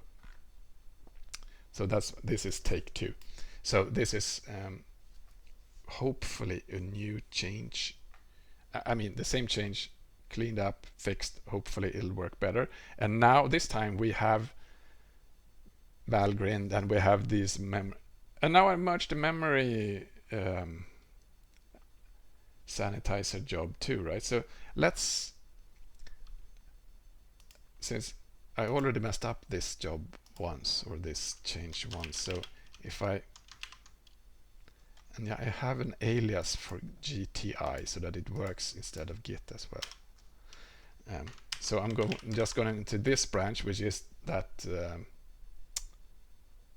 particular change. And this change, by the way, I might have mentioned it, but it actually, so since libcurl, when you use the multi-interface, you can do any number of parallel transfers, and some people do, right? And you can add, so you create easy handles. That's the name of a single transfer. So you can create 100 of them or thousands of them, and you add them to a multi-handle, and you ask multi-handle to drive these transfers.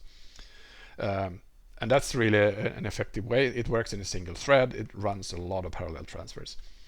But you can set restrictions on the transfers. So maybe you can say, I only want to use maximum 2 connections per hostname, and stuff like that. And then connections that are, then possibly you add 100 transfers to the same connection, and they cannot be multiplexed, and you only say you only use 2 connections. Then you need to put 98 of those transfers in a queue because they are pending. They can't run yet because they're waiting. And then they end up in the pending state.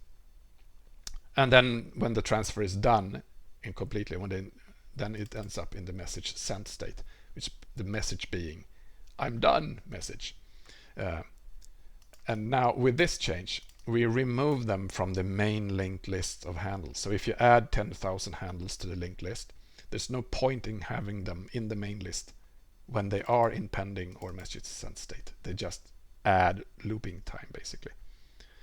So if you add 100 and you have 98 in a pending state, and you only have 2 that are actually doing transfers, you're better off, better performance wise, to just remove those 98 for now and just iterate over the 2 that are actually important or doing anything right now.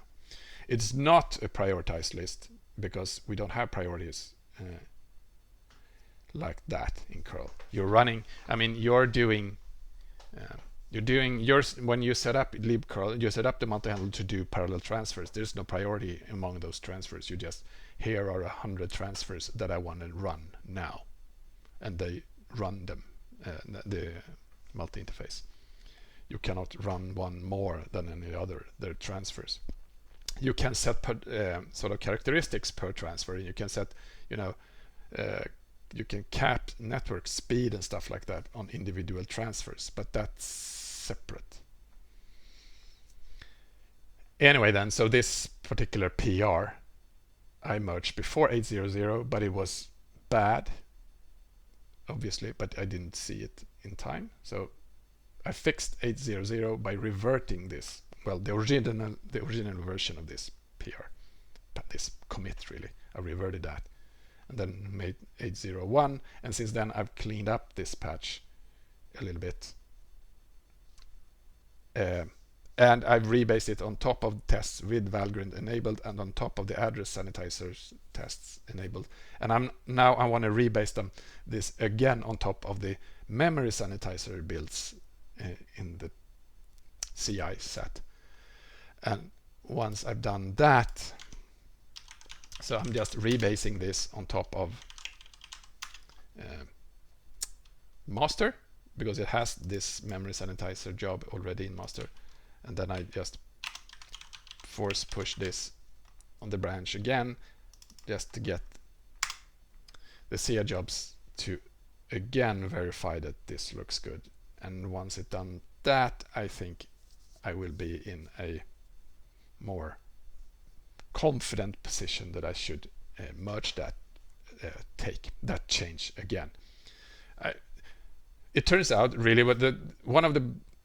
when I figured out I should do this change, it was because of another reason, that someone reported a problem that when we iterate over those easy handles, when you call curl easy perform, you call curl multi perform, it means run the transfer on all the attached transfers, 100 possibly, then maybe 98 of them in the pending state, but they're still in the same list. You would iterate 100 times through the list.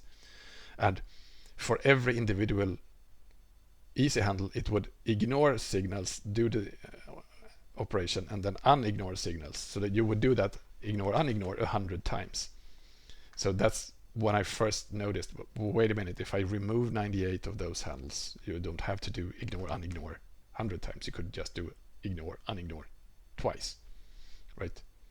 But at the same time, but then I did another fix that basically made I don't need to do ignore, unignore if the next one has the same state as the previous one. So maybe it's the second. If I do ignore for the first transfer and the second transfer also wants ignore, then I don't have to do unignore, ignore. I can just remain ignoring.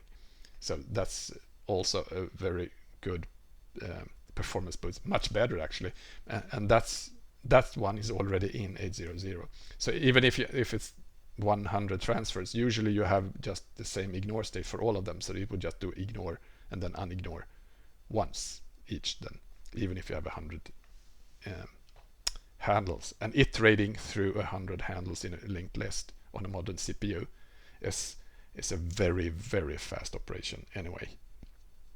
So it's not a big performance boost anymore, but I figured it makes sense, especially if you have a lot of transfers. And really, removing the messages sent ones are possibly more sensible then, because you could possibly then, when one transfer is completed, you might add more transfers, right? And possibly you don't remove the old completed ones, so you could add, end up with a lot of transfers, out of which most of them are already done. So they shouldn't occupy. You shouldn't be forced to spend more time just because you have more completed transfers. A little bit of a complicated and yeah, architecture internal reasoning there, but hey, that's what you get. So I forced pushed that this thing here 3 minutes ago. It says it'll take a while to complete. I'm then mostly interested in, and again, this list is so annoying because it's so hard to find anything in it. It's just a wall of there it is, the memory sanitizer job, blah blah blah, make tests. So so there, I'm pretty sure it'll work fine, but hey, we'll see about that.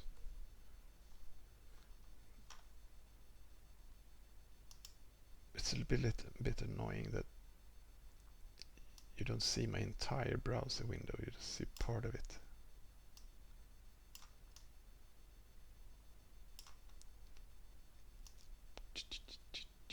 There.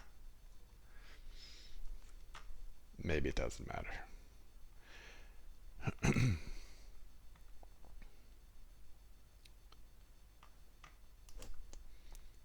Well, what you see is HD, so you see 1920 by 1080. I've considered upgrading it, but I'm not sure it's worth it. So I could also stream this in 4K, but I'm not sure it's worth it because I don't want it to be small for you on the stream. So so you don't see my screen resolution. I have two 4K screens, and everything I have on my screen are much, then higher resolution than what you're seeing on your screen in the stream. So everything is downscaled in the stream. So yeah, so that's why I make it an effort to just expose the necessary stuff for you, so that it becomes readable and understandable. You don't have to see all the other cruft that I have on my screen, and also it makes it easier for me to not accidentally reveal stuff, maybe my emails or chat windows that had other stuff, and private conversations or whatever. So Right, where are we next?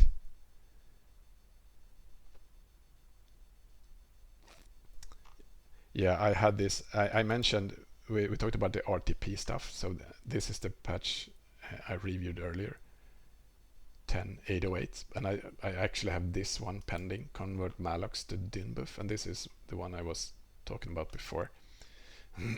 So basic what this does is internally in libcurl we have this dynbuf concept, which is a dynamic buffer. It's just a set of functions for handling growing buffers internally, so that, and the point being that we can avoid doing custom realloc stuff, because this is a set of common functions for that. So basically you can look at this. I think this is a perfectly good example. So this is how the RTP, the code that handles this is RTSP traffic, and there's apparently something with sending interleaved RTP packages within the RTSP packages. So you need to sort of extract those RTP ones and hold on to them separately. So and in the current code makes a realloc then to realloc the buffer with the new chunk of data, the size of the new chunk. Reallocs, if it fails, return that, and if it works, copy the new data on top, append it to the memory block, remember the new size, remember the point to the new buffer, blah blah blah. But instead, the new way of doing it, it's not that new anymore. It's approaching 3 years old, I think. Is that we have a dynbuf concept. So we have functions. This returns the length of the buffer of the data you have added to the buffer. This adds data to the buffer. This string, this many bytes. If it fails, you handle the failure, and it'll free everything automatically. And you can sort of get the pointer from it. You can get the size of it, and it's much more convenient to use rather than do the malloc and handling check the blah blah blah. You just get the length out of it, try to add stuff. It can fail, so if it fails, return it, and it'll handle. It's actually a pretty convenient set of functions, and it's used everywhere internally in curl now, more and more. And I have over time tried to reduce the number of reallocs. So pretty much, let me see if I have any. So realloc we don't want anymore, and if I just grep for realloc, I will not find everything, because I find a few comments, and we also have this other wrapper called it's called safe realloc. So actually it should rather be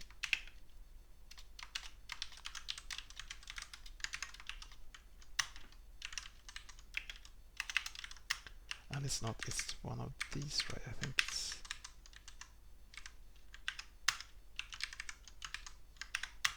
there it is. So this is the set of reallocs that are still remaining in the code. So this is the one I wanted to address with my particular patch. And maybe it's better after that other patch gets in, because then I think that adds at least a test case, because I think this RTP interleaving thing is not tested properly, so that it feels a little bit, changing stuff in the blind without proper test cases for it. But also, I don't know enough over TestP to add test cases, and it's also a bit adding stuff blindly, so I don't know. So basically what I've been doing recently is I do this grep, and then I check these reallocs and see, wait a minute, which of these reallocs can we remove? So this realloc we cannot remove because it's this actual safe realloc. And then there's a bunch of weird reallocs that are actually realloc a memory without adding data to it, because it reallocs to create a memory buffer to pass on to something different. And that's these, for example, S-channel things. They're actually pretty crazy, I would say, and one of these days I want to fix them. But that's also, S-channel is Windows native TLS library, and I don't build on Windows myself, so I'd rather not work on that, not now at least.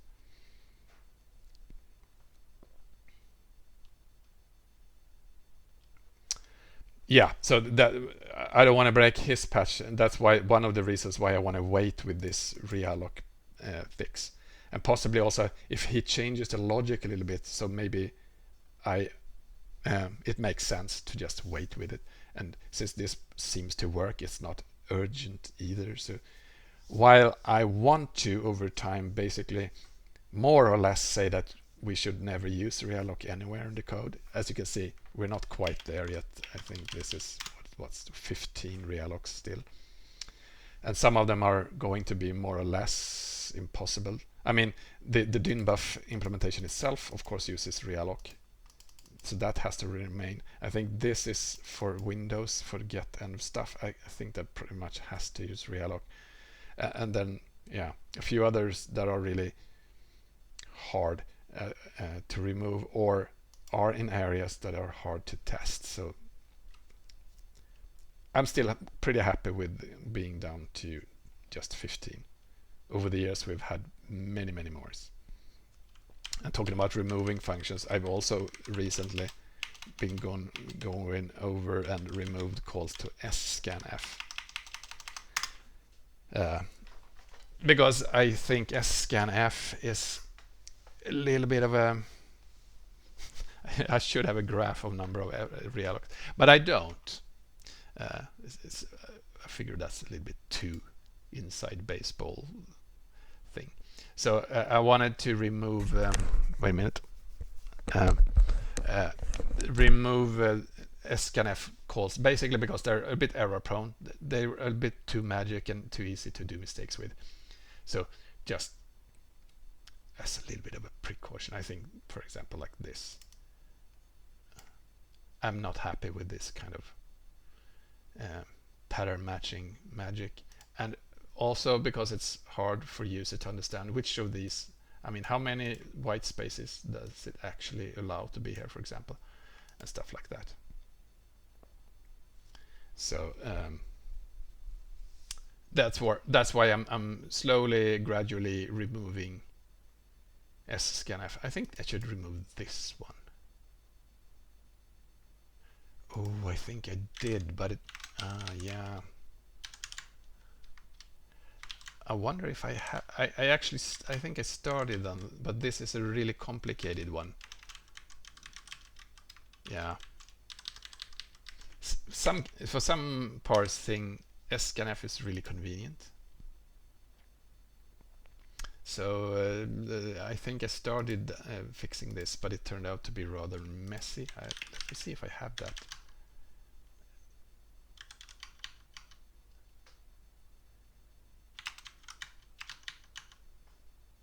Scan, there it is. Oh, let's try to rebase it. Didn't work. Yeah, that's the reason. Someone changed it, so abort. I'm going to, I think I'm going to have to redo that take, but I'm not going to do that today. So my beverage of choice for release celebrations tend to be coffee, because I do I usually do releases 8 in the morning. Wednesday, when on the Wednesday release days, I do them pretty much around 8 in the morning, and then coffee is the preferred drink. I did have this 25-year-old single malt on the 25-year anniversary, but it's going to be a while until we have that big celebration anniversary again. So I guess I'm going to stick to coffee. And I don't know how to learn C the best way, actually. I learned C the hard way a long time ago. I didn't have any books. Well, I did have I had some books for the Amiga, for the documenting the Amiga compiler that we actually got. So some of that, and then man pages, and then reading code. That's how I learned it. I don't know what's the best way to learn C. I'm not a coffee snob. I take whatever coffee there is. So no magic coffee tricks for me. The cat behind me is Daisy, and she's a cat. She's very sleepy, but she likes to hang around. So when I sit here and work, and especially when my wife is not at home and working, she tends to just hang around nearby. Just she likes that spot. She does not like to be patted, so if I would go there and pat her, she would usually just look at me silently and leave. Uh, so yeah.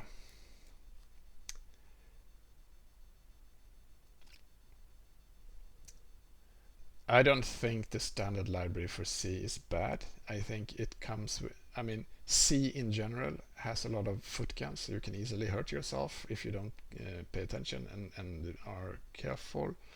And that same goes with the library functions in the regular C library stuff. Um,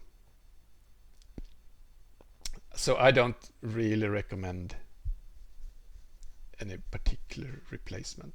Go with what you think is good. But anyway, I'm going to pause this stream now. I think we did some good today. I think there's more to do. Let's try to do another stream next week.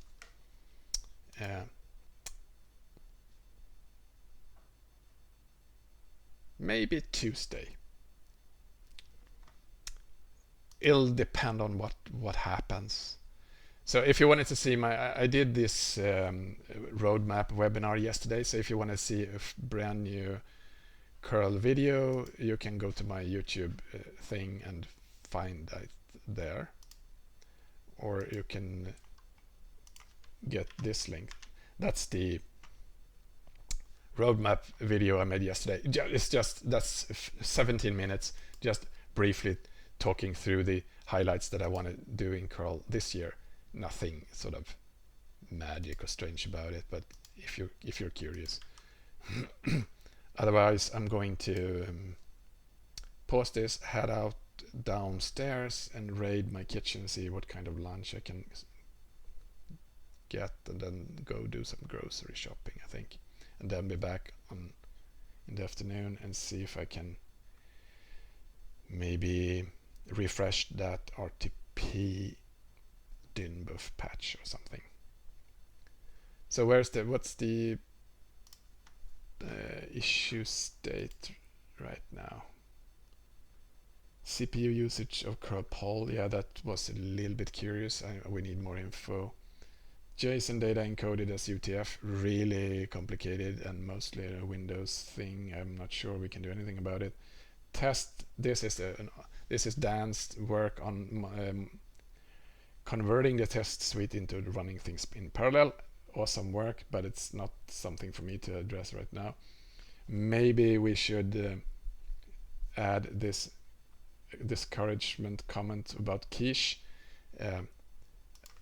since Quiche obviously doesn't do HTTP3 properly, but since CTO of Cloudflare, John Graham Cumming, mentioned this, I'm going to take this up internally at Cloudflare. He had this comment yesterday, so I figured we can give them a little bit more time and see if they come back with some plan, idea, comment, something, and then maybe decide on how to do, because I have this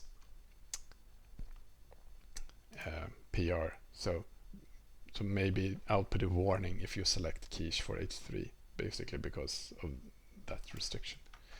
So maybe I'll wait with that. Unsupported protocol. There's also some build issue on Windows. I don't quite understand it, but I'm not a Windows guy. I'm leaving that for now. I have this weird memory leaks when I build with Hyper. Also very weird because I don't get these Valgrind leaks in the CI job. I get them locally, and I only get them with HTTP 1.0 CI jobs, and it looks strange. I've asked Sean about it, Sean being the main Hyper guy. Because, you should, if you haven't seen it, they're really hard to look at this. These are Valgrind errors. So obviously this is the curl code. So it obviously it does something here, right? So deep inside of Hyper, there's a leak because it makes a malloc somewhere. How? And and also the other leak here is entirely within Hyper. There's not a single curl call here. Kind of hard for me to say what the error is. It might be that we're doing something wrong here, right? So we don't leak it. So it might be that we're abusing the API somewhere, so we don't do something, or missing something. But it's very hard to do that correlation between my call and this leak report by Valgrind. Hence me asking for some assistance from Sean to see if he can figure that out, or at least have some input. So I'll be back on that later. I cannot explain why I get these, and they seem to be reproduce every time for me, but not in the CI build. So there are, so more issues, but nothing alarming. I might go back and look at this soon. But for now, I'm going to go and have some lunch. And hey, let's stop this. Thank you for dropping by, watching the stream, having a good chat in the chat. So I'll be back. I'll do another stream next week. I think Tuesday. And if you follow me on Twitch, you'll find it, and I'll mention it on Mastodon and Twitter probably as well. So you probably won't miss it. And of course in the IRC channel too. So if you want to chat more curl at any time when I'm not streaming, we're on IRC in the curl channel on Libra chat. You can hang out there with us. We're 182 people there right now. Most people completely silent, of course, but it's a fun place. See you later. Bye.